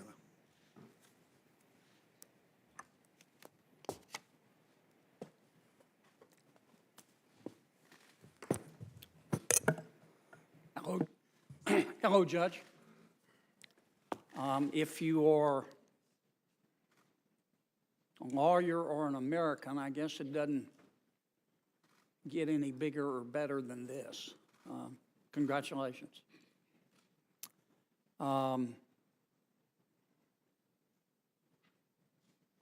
In addition to honoring the wonderful state of Minnesota, and unless you correct me, I am going to assume that your purple attire is also meant to honor LSU in my state. And if I squint real hard, I might call it Marion blue, the colors of my Southern University in Louisiana. I want to compliment you and the Biden White House for selecting Senator Doug Jones to advise you. Senator Jones knows the Senate, and the Senate knows Senator Jones. And we know him to be quite the intellect, but more important, we know him to be a person of good judgment and goodwill. And I'm glad that you've been listening to him. I hope we will be able to use this hearing today to talk about, if not implicitly, at least implicitly, two subjects. The first is the legitimacy of the United States Supreme Court. Where does the court get its legitimacy? What can we do to enhance it? Judicial legitimacy is important. I don't need to tell you that. I'm rather fond of the Constitution. I know you are too. When members of the United States Supreme Court interpret it, I want the American people to believe them. I want the American people to say, well, I may not agree, but the men and women who made that decision are intellectually honest and people of good faith. One of the primary roles of the United States Supreme Court is to uphold the rule of law. And sometimes justices have to uphold the rule of law when it's not popular.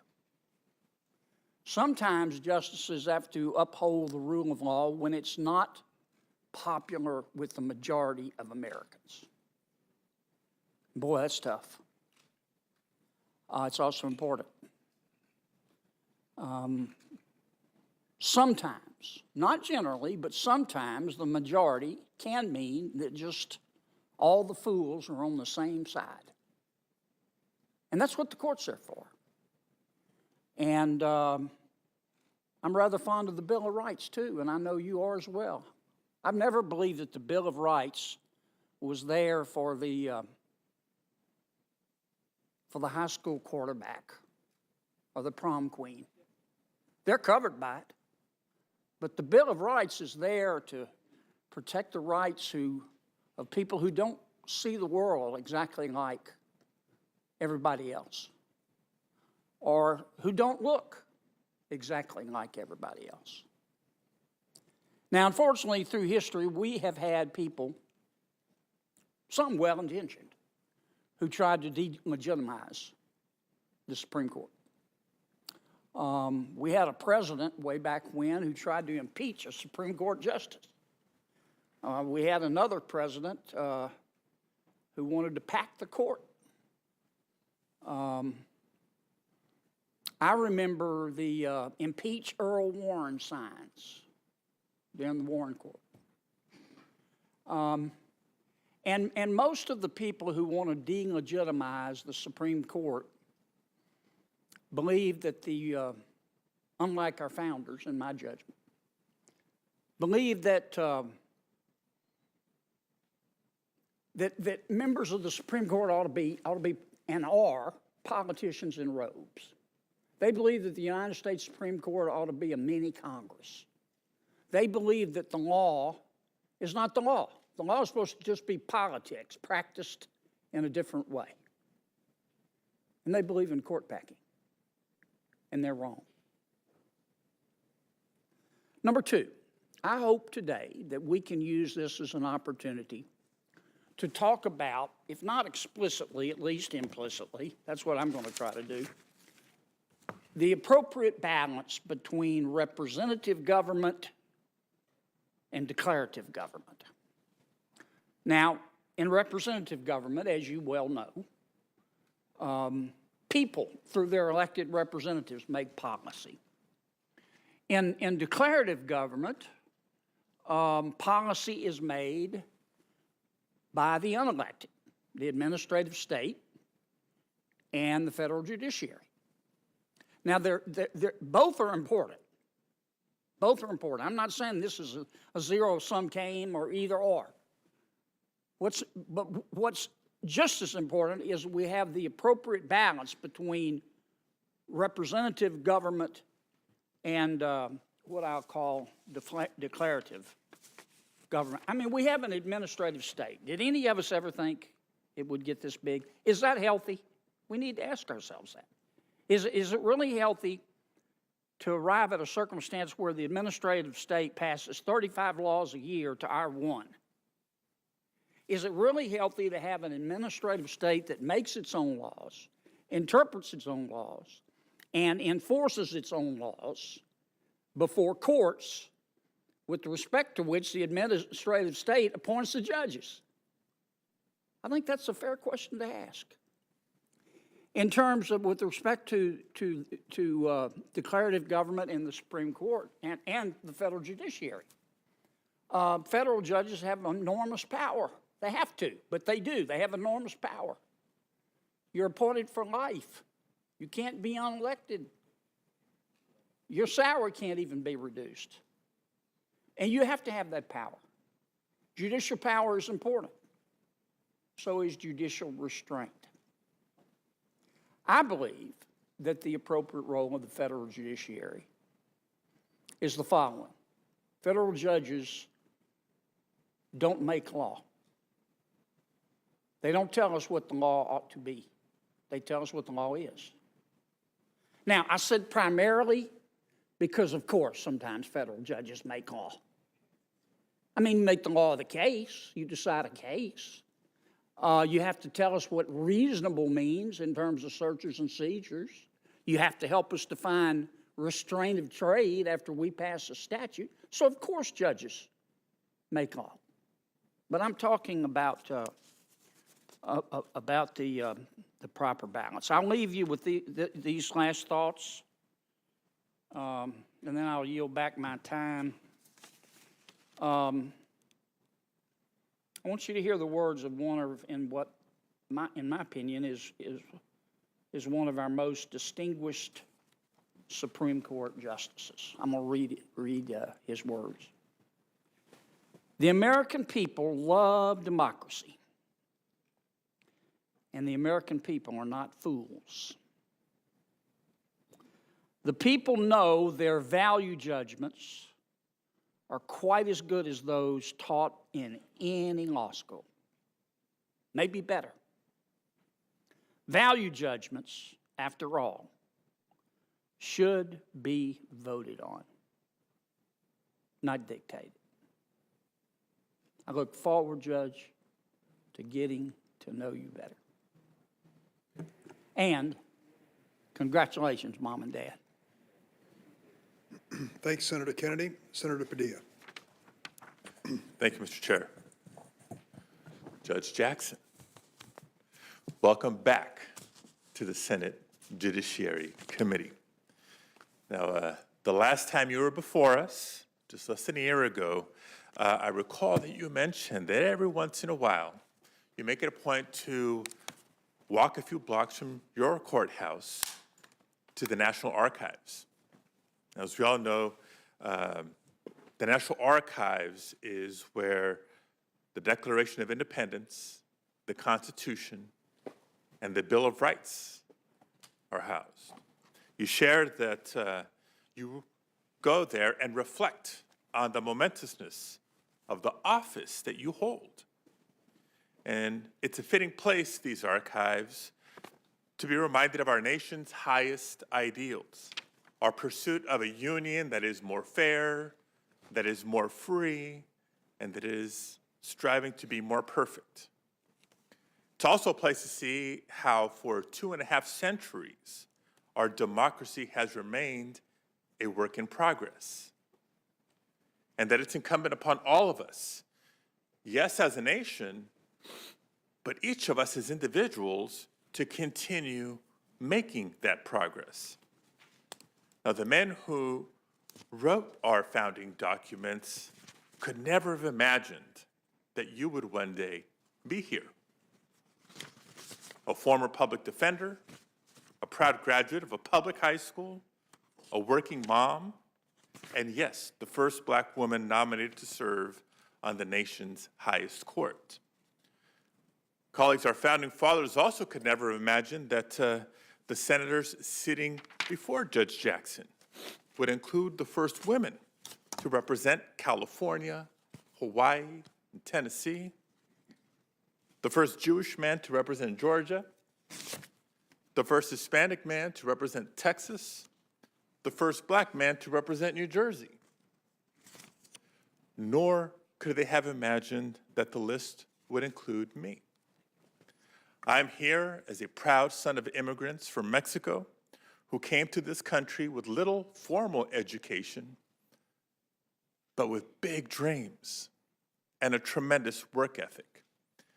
And it's because of the decades of hard work and sacrifice by Santos and Lupe Padilla, my dad as a short order cook, my mom as a housekeeper, that I've enjoyed tremendous opportunities in my life. And that includes the honor of representing the state of California in the United States Senate and of being the first Latino to do so. So like so many of us in this room, I'm blessed to live the American dream. Now, looking around, you can see that the strides that our democracy has made towards strengthening our institutions by including more voices and more perspectives. Judge Jackson, if you're confirmed, we'll take another step towards making our government better reflect the America that it serves, towards making the promise of America more real. And we know that progress doesn't come easily. Breaking barriers and being the first means not just significant opportunity, but tremendous responsibility. But Judge Jackson, I also know that you're equipped with a tremendous record of experience and accomplishment, and you are ready to blaze this trail. A trail that your grandparents may have found unfathomable, but one that your daughters and my sons and future generations will now see as a natural part of the American story. Judge Jackson, even before your next opinion or dissent, your appearance before us today already begins a new chapter in our nation's history.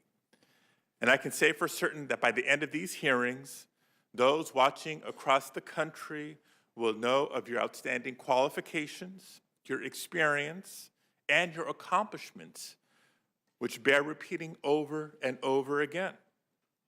A public education, including graduating from Miami Palmetto High School. I see that smile. Followed by degrees from Harvard College and Harvard Law School, clerkships at the Federal District Court, the Federal Court of Appeals, and the United States Supreme Court. 2 years as a federal public defender. 2 years as a staff member of the United States Sentencing Commission, and 4 years as its vice chair.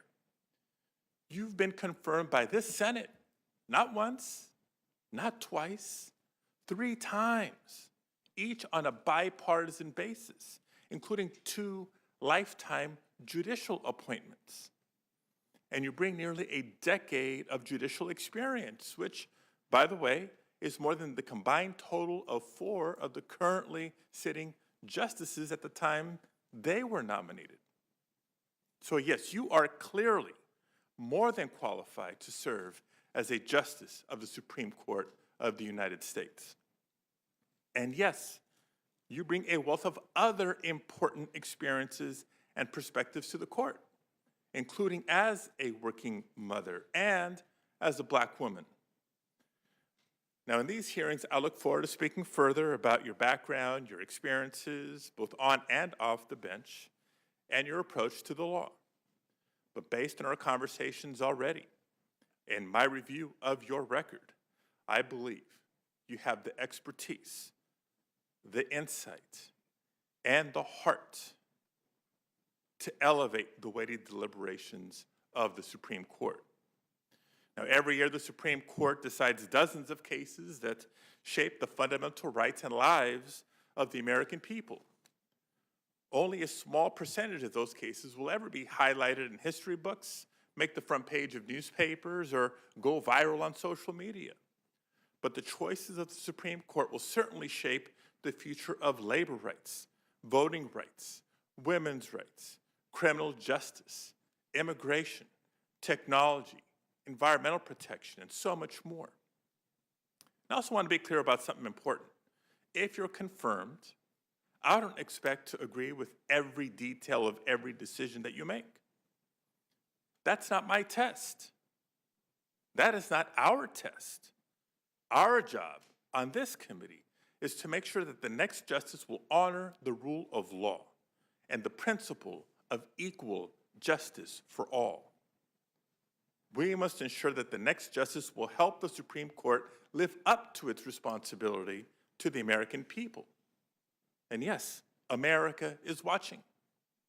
America is watching these hearings to see what the future holds, not just for themselves, but for the court as well. Judge Jackson, like you, I believe in the greatness and the promise of this nation. I believe that we can continue building on our dream of a more perfect union, and that includes building a government that better reflects and represents the people that it serves. It's a dream that we've spent 2.5 centuries struggling to realize.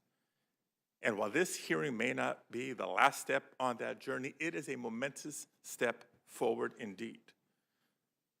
Judge Jackson, you're an outstanding nominee for our nation's highest court. And I thank you for your service. And I thank you for sharing your faith in America's promise, a faith that is stronger because you know how far our nation has come. And Mr. Chair, before closing, and with your indulgence, I'd like to share a few words in Spanish on the importance of this nomination. La Corte Suprema decide docenas de casos cada año que afectan nuestras vidas y nuestros derechos fundamentales.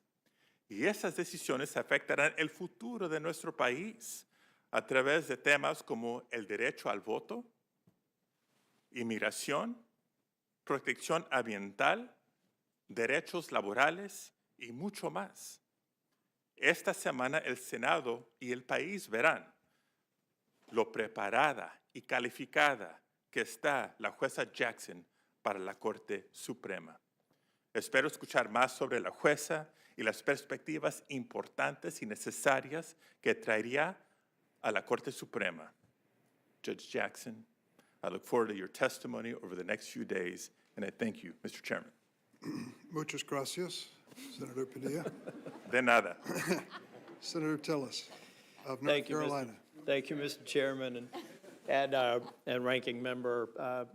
It's a real honor to now participate in my fourth Supreme Court nomination and confirmation process. And Judge Jackson, congratulations on your nomination. I do feel like you and your family have every reason to be very proud. And your daughter apparently has pretty weighty letter writing skills. When we met together, I wanted to thank you for the time that we spent together. I asked about your family. You beamed with pride. I can understand why. You have parents, brothers, siblings, family members who are public servants themselves, and now you've gone on to do that, continue that legacy with in your public defender role and as a judge. You should be very proud of that. And we should also recognize the historic nature of this event, the first African-American female to be put forth for confirmation for the Supreme Court is quite extraordinary. I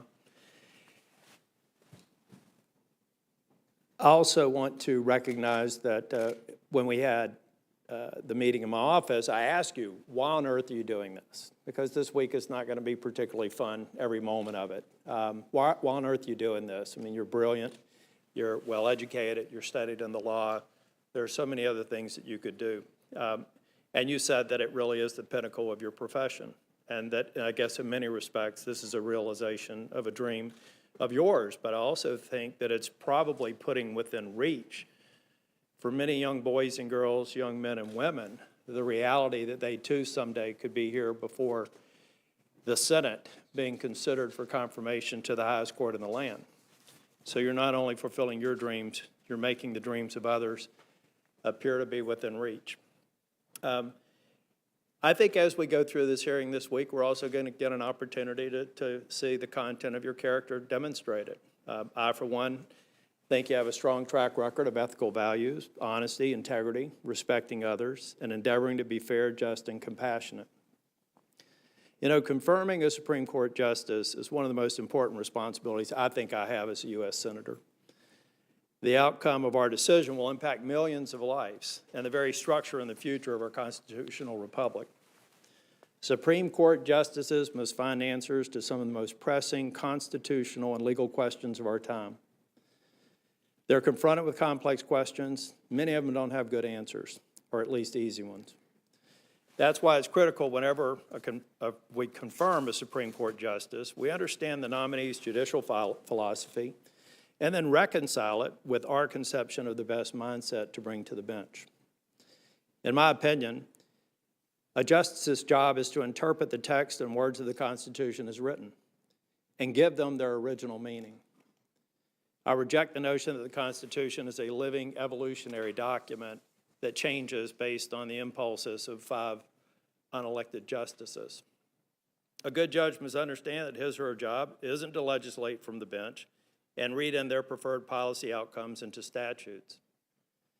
If the words of a statute are clear, a good judge will reach a decision based on those words, and those words alone, even if it creates an outcome they may disagree with personally.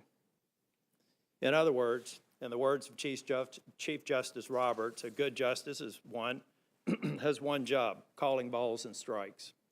Nothing more, nothing less.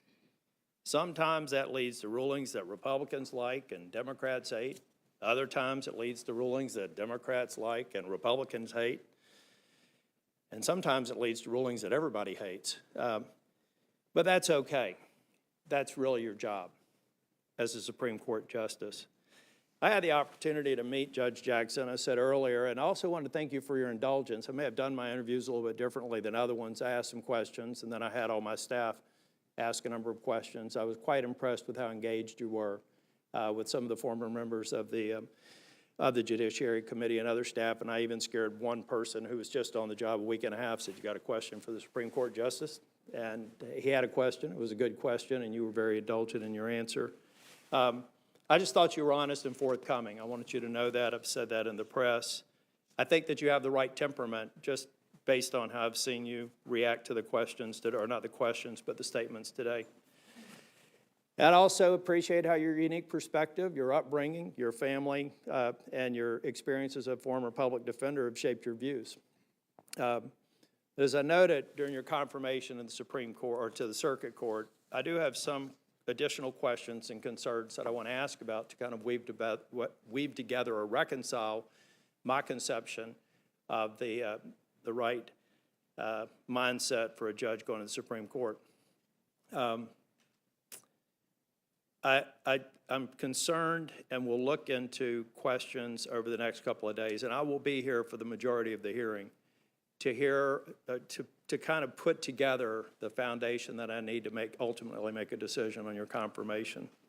So as I proceed with the hearing this week, I'll be in attendance most of the time except for breaks, and I'll focus on better understanding your writings. I'm in the middle of your thesis right now. It should be finished by tomorrow morning. Your political activities and opinions with the goal of determining your philosophy and whether or not it fits with my conception of the right philosophy for somebody that I would vote to confirm. I'll listen thoroughly. I'll keep an open mind, as I do with every nominee before this committee. But at the end of the week, I'll ultimately have to conclude whether or not I'm comfortable with putting someone in a lifetime position and whether that person is likely to have the kind of philosophy that I want. I've told Justice Gorsuch, Justice Kavanaugh, and Justice Barrett that I hope and I expected that they would take opinions that would make me mad. And that's okay. I just want to know that they do it for the right reason. I don't want an activist at either end of the spectrum, although I think some folks are okay with one end of the spectrum, not the other. If we're talking about preserving the integrity of the court, there's no place on the Supreme Court for judicial activism. And the best thing that we can do here is make sure that we have justices that are going to be stewards of the Constitution, respectful of the measures that we pass out of here, and call those balls and strikes. So I look forward to the hearing tomorrow. You're going to get a lot of questions asked. I do thank all of my colleagues in advance for being respectful, thoughtful, and open-minded. And I look forward to hearing your opening statement. Thank you, Mr. Chairman. Thanks, Senator Tillis. Senator Ossoff, Georgia. Thank you, Mr. Chairman. Ranking Member Grassley. Judge Jackson, good afternoon. Good afternoon to your family. Congratulations to your family. Congratulations to you for your nomination, and welcome back to the Judiciary Committee. I engage in these proceedings with deep respect for the responsibility that the Senate has to advise and consent on the lifetime appointment of a Supreme Court justice who would be responsible for interpreting and applying constitutional and statutory law in the most complex and contested and nationally significant cases. The Constitution was a groundbreaking document when written, and still by today's standards as amended, considering the tyranny that prevails in much of the world. Its guarantees of liberty and privacy and due process are exceptional as a governing document. Often in our history, it has fallen to the court through its decisions to ensure the enforcement of those guarantees. Yet our Constitution's guarantees of individual rights and equal protection under the law remain too often and for too many unfulfilled. For any colleagues who doubt this, I remind them of Ahmaud Arbery's murder in Glenn County, Georgia, just 2 years ago, when a young black man was shot dead in cold blood on camera in the street, and the local authorities buried the case and looked the other way. Only a massive civil rights mobilization pressured state and eventually federal prosecutors to act. For any colleagues who doubt that those promises remain unfulfilled to too many, I remind them that in my state you can predict how long someone must wait to vote by where they live and the color of their skin. In practice, the promises made in the plain text of our Constitution are still too often broken for too many of our fellow Americans. And so the court remains essential to that national process of becoming in real life what America is in text.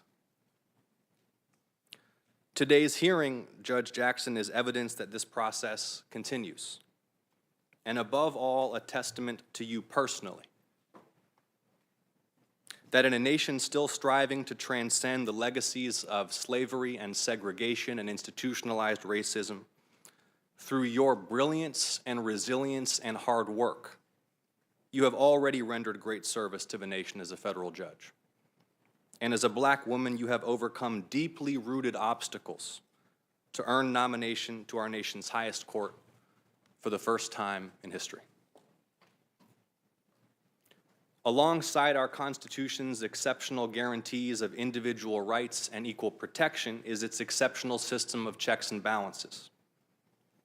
Restraints on political power imposed by the diffusion of authority across three co-equal branches between federal and state governments, with a president and a federal legislature directly accountable to voters and an independent federal judiciary whose judges must be confirmed by elected senators.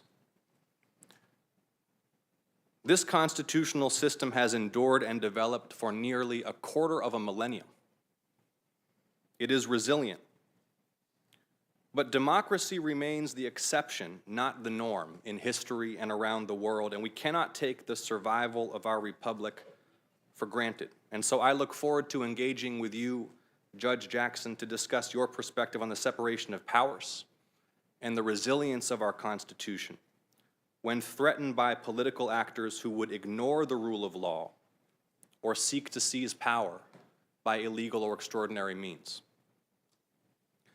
Among the court's most challenging tasks are to grapple with unsettled law when the stakes are highest or even existential for individuals and for the country, and to apply the Constitution faithfully over the long arc of history as the world changes in profound ways and the text of faithful constitutional interpretation meets new facts, new contexts, and new technologies.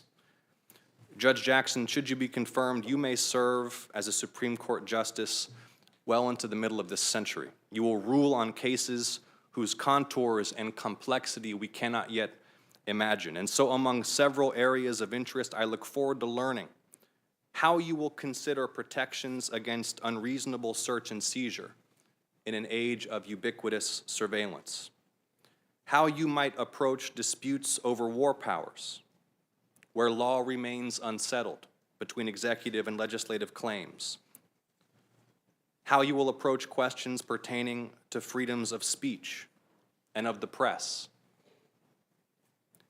and seek that confirmation that you will apply the law faithfully without regard for your own opinions, as my review of your extensive work to date demonstrates that I believe you will. This constitutional process of advice and consent is vital to the integrity and legitimacy of the court. And Judge Jackson, on behalf of my constituents in Georgia, I look forward to engaging in this process with you and my colleagues. And Mr. Chairman, I yield. Thank you, Senator Ossoff. Senator Blackburn of Tennessee. Thank you, Mr. Chairman. Judge Jackson, welcome. You are indeed to be congratulated and your entire family with you, and thank you for your time to visit. I appreciated so much that. And to your daughters, her best job is being mama. She likes that one. And, but we've talked today a little bit about the momentous occasion that this is and bringing you forward, and indeed it is, because unlike any other federal office, this is a lifetime appointment, and the decisions that you're going to make are going to impact rights and freedoms of every single American citizen. And, you know, President Biden thinks you're the right person for the job, but it doesn't end there. We do have that role of advice and consent, and it is up to us to carry that job out. So, as you have heard repeatedly, this is going to be a fair and very thorough and very respectful hearing, and we're going to work through this process with some tough questions, but do it in a manner, the respect that you deserve. And we've talked some today about the treatment of Justice Thomas and Justice Kavanaugh, Justice Barrett, who was questioned about her faith and whether that made her suitable for the court. And I know your faith is important to you. We've also talked some about Janice Rogers Brown and the treatment that she endured here. So we are going to be pleased to move forward and focus on the issues that the American people want to focus on, because they want to know about you and how you're going to approach your job and the decisions that you have made in the past, what you've written, what you have said. And I've got a few areas that I'm going to want to delve a little bit further with you, and we touched on some of these as we talked. Right now, when I talk to Tennesseans, one of the most important things that they bring up is the issue of parental rights and wanting to be able to rear their children as they see fit. And moms and dads are very concerned about this progressive agenda that is being pushed in some of our public schools. Educators are allowing biological males to steal opportunities from female athletes in the name of progressivism. Just last week, an entire generation of young girls watched as those charged with protecting them allowed a biological male to compete and beat a biological woman at the highest level of collegiate sports. Some girls have been forced to share locker rooms with biological males. Rather than defending our girls, those in power are teaching them that their voices don't matter. They're being treated like second-class citizens. And Americans need a Supreme Court justice who will protect our children and will defend parents' constitutional right to decide what is best for their own kids. And here we need a little clarity. At a time when these parental rights appear to be under assault by the radical left, your public comments about, and I'm going to quote you, the transformative power of progressive education, end quote. These are deeply concerning. You serve on the board of a school that teaches kindergartners, 5-year-old children, that they can choose their gender and teaches them about so-called white privilege. This school has hosted an organization called Woke Kindergarten and pushes an anti-racist education program for white families. Your public endorsement of this type progressive indoctrination of our children causes one great concern when it comes to how you may rule on cases involving parental rights. Parents also know that it's only a matter of time before we have the next pandemic, and they're concerned about more mask mandates or lockdowns from unelected bureaucrats that would harm their children's mental health and stunt their development. The American people want a Supreme Court justice who will protect their families' freedoms, not allow government overreach into private family decisions. Now, moms that I'm speaking with raise the issue of crime, and you've consistently called for greater freedom for hardened criminals. At the start of the COVID-19 pandemic, you advocated, and again I quote, for each and every criminal defendant in the D.C. Department of Corrections custody should be released. That would have been 1,500 criminals back on the street if you had had your way. And you used the COVID-19 pandemic as justification to release a fentanyl drug dealer, a bank robber addicted to heroin, and a convict who murdered a U.S. Marshal into our communities. But your efforts to protect convicts began long before the pandemic. You used your time and talent not to serve our nation's veterans or other vulnerable groups, but to provide free legal services to help terrorists get out of Gitmo and go back to the fight. You also have a consistent pattern of giving child porn offenders lighter sentences. On average, you sentence child porn defendants to over 5 years below the minimum sentence recommended by the sentencing guidelines. And you have stated publicly that it is a mistake to assume that child pornography offenders are pedophiles. Your philosophy, it appears, is backward on these issues, restrictions on children and families and freedom for criminals. In fact, your philosophy, or lack thereof, may be the root of the problem here. I was concerned during our conversation earlier this month when you told me that you really didn't have a judicial philosophy. The American people deserve a Supreme Court justice with a documented commitment to the text of the Constitution and the rule of law, not a judicial activist who will attempt to make policy from the bench. Without a judicial philosophy, a judge is legally adrift and will be inclined to consider policy rather than law. You once wrote that every judge has, and I quote, personal hidden agendas, end quote, then influence how they decide cases. So I can only wonder, what's your hidden agenda? Is it to let violent criminals, cop killers, and child predators back to the streets? Is it to restrict parental rights and expand government's reach into our schools and our private family decisions? Is it to support the radical left's attempt to pack the Supreme Court? You have praised the 1619 Project, which argues the U.S. is a fundamentally racist country, and you have made clear that you believe judges must consider critical race theory when deciding how to sentence criminal defendants.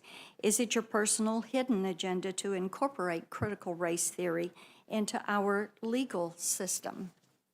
These are answers that the American people need to know.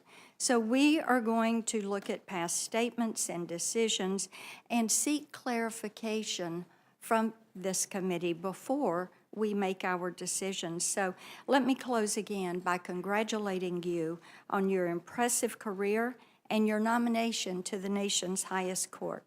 Regardless of the outcome of the confirmation process, you and your family should be incredibly proud of all that you have achieved. Your story is a wonderful example of the American dream fulfilled.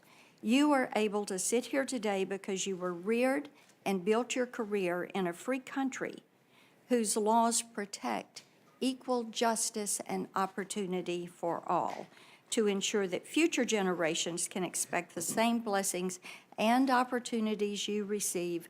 We need justices who will be dedicated to justice and the rule of law.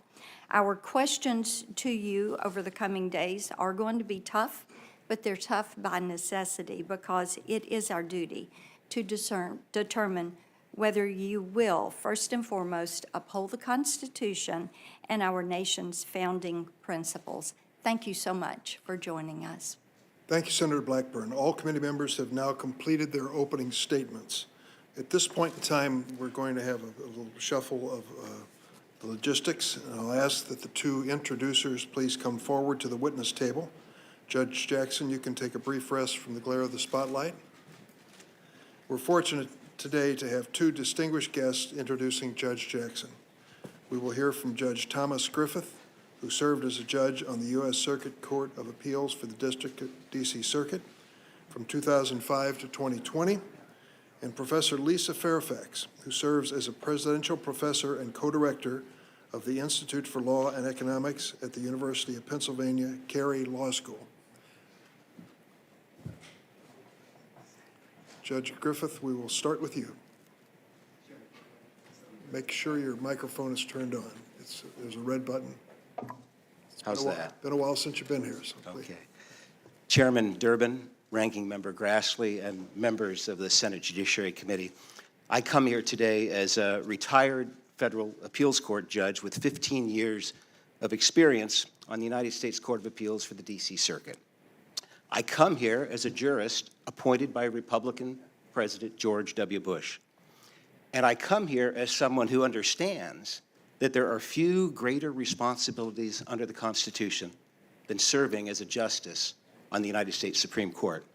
It takes a jurist of high character, keen intellect, deep legal knowledge, and broad experience to ensure that the judiciary plays its unique role under the Constitution, to uphold the rule of law impartially, and not to be, in the words of Justice Stephen Breyer, partisans in robes. Today, I have the high honor to introduce Judge Ketanji Brown Jackson, a jurist who has all of those qualities. When President Biden introduced her to the nation a little over 3 weeks ago, the American people caught their first glimpse of Judge Jackson's character. You may recall that she began her remarks with an expression of her faith in God and her gratitude for this nation, which she rightly observed is the greatest beacon of hope and democracy the world has ever known. I first met Judge Jackson in 2013 after the Senate had confirmed her nomination to the Federal District Court as a trial judge. 8 years later, she joined the D.C. Circuit as an appellate judge after another Senate confirmation. I've had many opportunities to review her work and observe her work over the years as a judge, and on several occasions, I reviewed her decisions on appeal. Although we did not always agree on the outcome the law required, I respected her diligent and careful approach, her deep understanding, and her collegial manner, indispensable traits for success as a justice on the Supreme Court. About her collegial manner, that important feature of the justice's work is often overlooked. Although appointed by different presidents, the justices have genuine fondness and respect for one another. We saw some of that in their expressions of admiration and love for Justice Breyer when he announced his retirement. The civil manner in which the justices debate the large and vexing issues before them is vital not only to the success of the Supreme Court, but to the success of our nation. The Constitution requires that of all of us. It goes without saying that civility of debate and respect for the differing views of others are sorely lacking from our public life. Judge Jackson's life has modeled these qualities. Perhaps most important, Judge Jackson is an independent jurist who adjudicates based on the facts and the law and not as a partisan. Time and again, she has demonstrated that impartiality on the bench, sometimes ruling in favor of the government, sometimes ruling against the government, sometimes ruling in favor of the individual, sometimes ruling in favor of the corporation. Her rule is simple: follow the law. Now, some think it noteworthy that a former judge appointed by a Republican president would enthusiastically endorse a nomination to the Supreme Court by a Democratic president. That reaction is a measure of the dangerous hyperpartisanship that is seeped into every nook and cranny of our nation's life, and against which the framers of the Constitution warned us. There should be nothing unusual about my support for a highly qualified nominee who has demonstrated through her life's work her commitment to the rule of law and an impartial judiciary. My former colleagues in the federal judiciary, Michael Ludig, Michael Chertoff, David Levy, and Andrew Guilford, each appointed by Republican presidents, and all highly respected judicial conservatives, have also voiced their strong support for Judge Jackson's confirmation. There was a time not so long ago when bipartisan support of the president's nomination of a highly qualified jurist was regular order. Antonin Scalia was confirmed by the Senate 98-0. Ruth Bader Ginsburg by a vote of 96-3.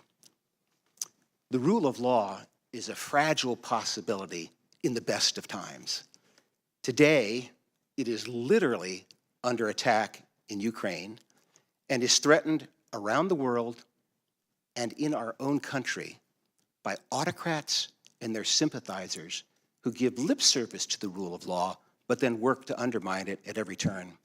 As Justice Scalia taught us so well for so long, an indispensable feature of the republic the Constitution created is an independent judiciary of judges who have taken an oath, not to a president or a party, but to the American people and to God, that they will be impartial.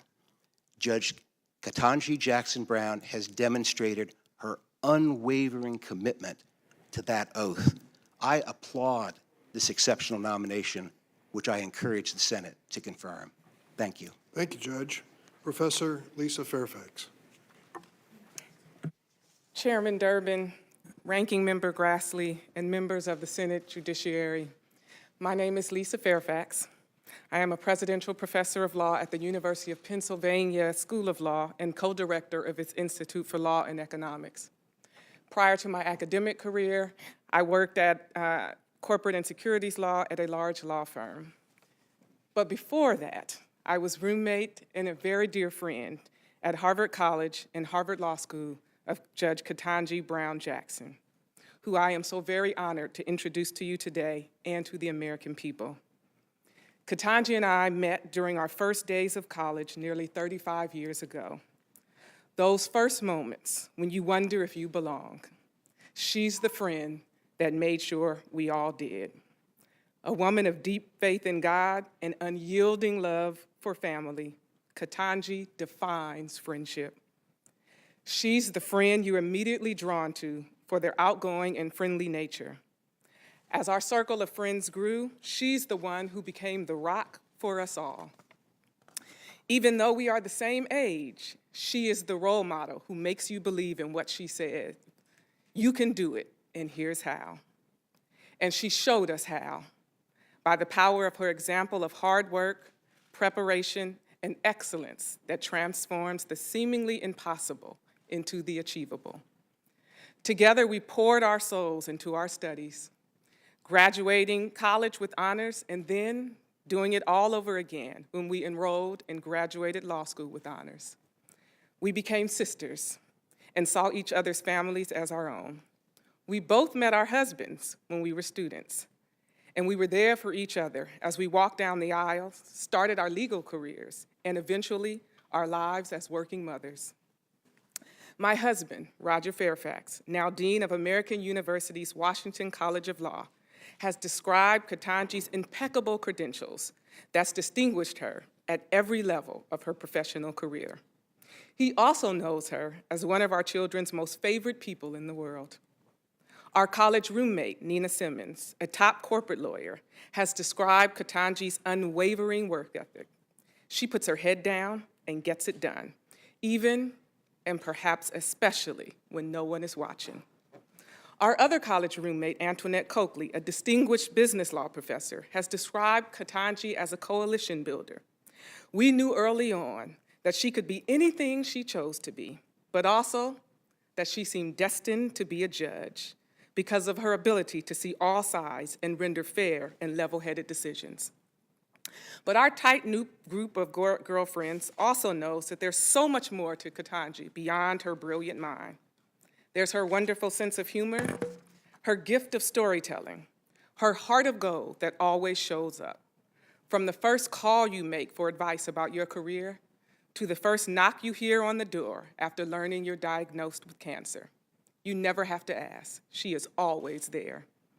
Above all, Ketanji is humble enough not to pretend she knows how to have it all. But she does know how to give it her all. And what she gives to her family, her friends, she also gives to the law and to this country. A testament of her character is all the people of different backgrounds and beliefs who understand that essence of Ketanji. We've seen that in her endorsements from bipartisan colleagues from the bench and the bar, and from both civil rights leaders and members of law enforcement. And we will see it in the history she will make. I know she is honored and humbled by the significance of this moment, not for what it means for her, but what it means for our amazing country. Confirmation of the idea that America is a place in which all of us can feel a sense of belonging, and all of us can reach our fullest potential. While challenging, I would summarize nearly 35 years of friendship in this way: by highlighting Ketanji's faith in God and country, her intellectual brilliance, her goodness and grace, and a work ethic that makes her perfectly suited for the serious task of serving on the Supreme Court. It is with tremendous pride, love, and gratitude for her willingness to serve that I introduce to you my dear friend and an exemplar of the best of America's promise, Judge Ketanji Brown Jackson. Thank you. Thank you both. Professor Fairfax and Judge Griffith, I'm sure that Judge Jackson and her family deeply appreciate your being here today and your kind words. I want to add to the list of introducers, the man sitting behind you, Senator Doug Jones, who has introduced Judge Jackson to many of us, not for the first time, maybe reintroduced it. But Doug, thank you for serving in this cause and for helping the President and Judge Jackson. Thank you all three for being with us today. We are now going to move to the next phase of the program, and that is to hear from Judge Jackson. So if we could set up the table.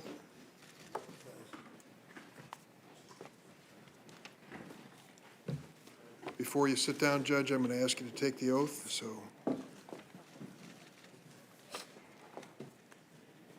ready? Please raise your right hand.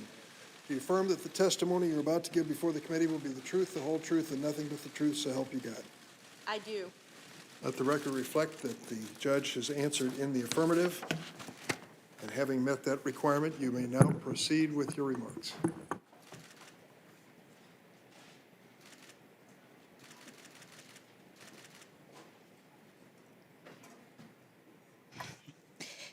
Chairman Durbin, Ranking Member Grassley, and distinguished members of the Judiciary Committee, thank you for convening this hearing and for considering my nomination as Associate Justice of the Supreme Court of the United States. I am humbled and honored to be here, and I am also truly grateful for the generous introductions that my former judicial colleague, Judge Tom Griffith, and my close friend, Professor Lisa Fairfax, have so graciously provided.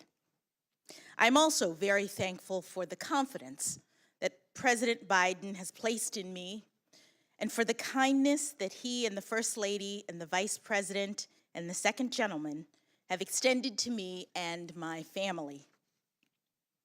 Today will be the fourth time that I've had the honor of appearing before this committee to be considered for confirmation. Over the past 3 weeks, I have also had the honor of meeting each member of this committee separately, and I've met with 45 senators in total. Your careful attention to my nomination demonstrates your dedication to the crucial role that the Senate plays in this constitutional process, and I thank you. And while I'm on the subject of gratitude, I must also pause to reaffirm my thanks to God, for it is faith that sustains me at this moment. Even prior to today, I can honestly say that my life has been blessed beyond measure. The first of my many blessings is the fact that I was born in this great nation a little over 50 years ago in September of 1970. Congress had enacted 2 civil rights acts in the decade before, and like so many who had experienced lawful racial segregation firsthand, my parents, Johnny and Ellery Brown, left their hometown of Miami, Florida, and moved to Washington, D.C. to experience new freedom.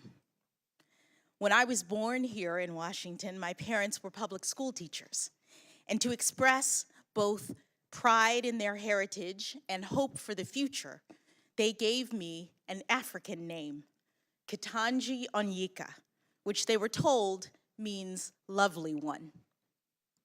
My parents taught me that unlike the many barriers that they had had to face growing up, my path was clearer, so that if I worked hard and I believed in myself in America, I could do anything or be anything I wanted to be. Like so many families in this country, they worked long hours and sacrificed to provide their children every opportunity to reach their God-given potential. My parents have been married for almost 54 years, and they're here with me today. I cannot possibly thank them enough for everything they've done for me. I love you, Mom and Dad. My father, in particular, bears responsibility for my interest in the law. When I was 4, we moved back to Miami so that he could be a full-time law student, and we lived on the campus of the University of Miami Law School. During those years, my mother pulled double duty, working as the sole breadwinner of our family while also guiding and inspiring 4-year-old me. My very earliest memories are of watching my father study. He had his stack of law books on the kitchen table while I sat across from him with my stack of coloring books. My parents also instilled in me and my younger brother, Ketaj, the importance of public service. After graduating from Howard University, Ketaj started out as a police officer, following 2 of our uncles. After the September 11th attacks on our country, Ketaj volunteered for the Army and eventually became an infantry officer serving 2 tours of duty in the Middle East. Ketaj is here today providing his love and support, as always. And speaking of unconditional love, I would like to introduce you to my husband of 25 years, Dr. Patrick Jackson. I have no doubt that without him by my side from the very beginning of this incredible professional journey, none of this would have been possible. We met in college more than 3 decades ago, and since then, he's been the best husband, father, and friend I could ever imagine. Patrick, I love you. William, Patrick's identical twin brother, is here as well, along with his wonderful wife, Dana. Also here from Park City, Utah, are Patrick's older brother, Gardy, and his wife, Natalie. And last, but certainly not least, my very dear in-laws, the matriarch and patriarch of the Jackson family, Pamela and Gardner Jackson, have traveled here from Boston to be with me today. I'm saving a special moment in this introduction for my daughters, Talia and Layla. Girls, I know it has not been easy as I've tried to navigate the challenges of juggling my career and motherhood. And I fully admit that I did not always get the balance right. But I hope that you've seen that with hard work, determination, and love, it can be done. I am so looking forward to seeing what each of you chooses to do with your amazing lives in this incredible country. I love you so much. There are so many others who are not here today, but whom I need to acknowledge. I have a large extended family on both sides. They are watching from Florida, North Carolina, New Jersey, Connecticut, New York, Massachusetts, Colorado, and beyond. I also have incredible friends. 3 of my college roommates came here today to support me, and I have so many other boosters from Miami Palmetto Senior High School, Harvard undergrad, Harvard Law School, and all throughout my personal and professional life. I've also had extraordinary mentors, like my high school debate coach, Fran Berger, may she rest in peace. She invested fully in me, including taking me to Harvard, the first I'd ever really thought of it, to enter a speech competition. Mrs. Berger believed in me, and in turn, I believed in myself. In the category of great mentors, it was also my great good fortune to have had the chance to clerk for 3 brilliant jurists: U.S. District Judge Patty Saris, U.S. Court of Appeals Judge Bruce Selya, and Supreme Court Justice Stephen Breyer. These extraordinary people were exceptional role models.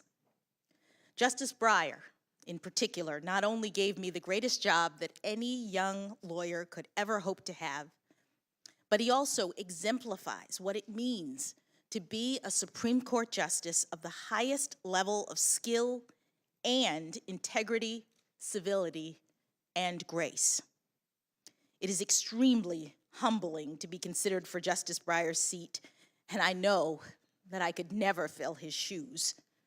But if confirmed, I would hope to carry on his spirit. On the day of his Supreme Court nomination, Justice Breyer said, quote, "What is law supposed to do, seen as a whole?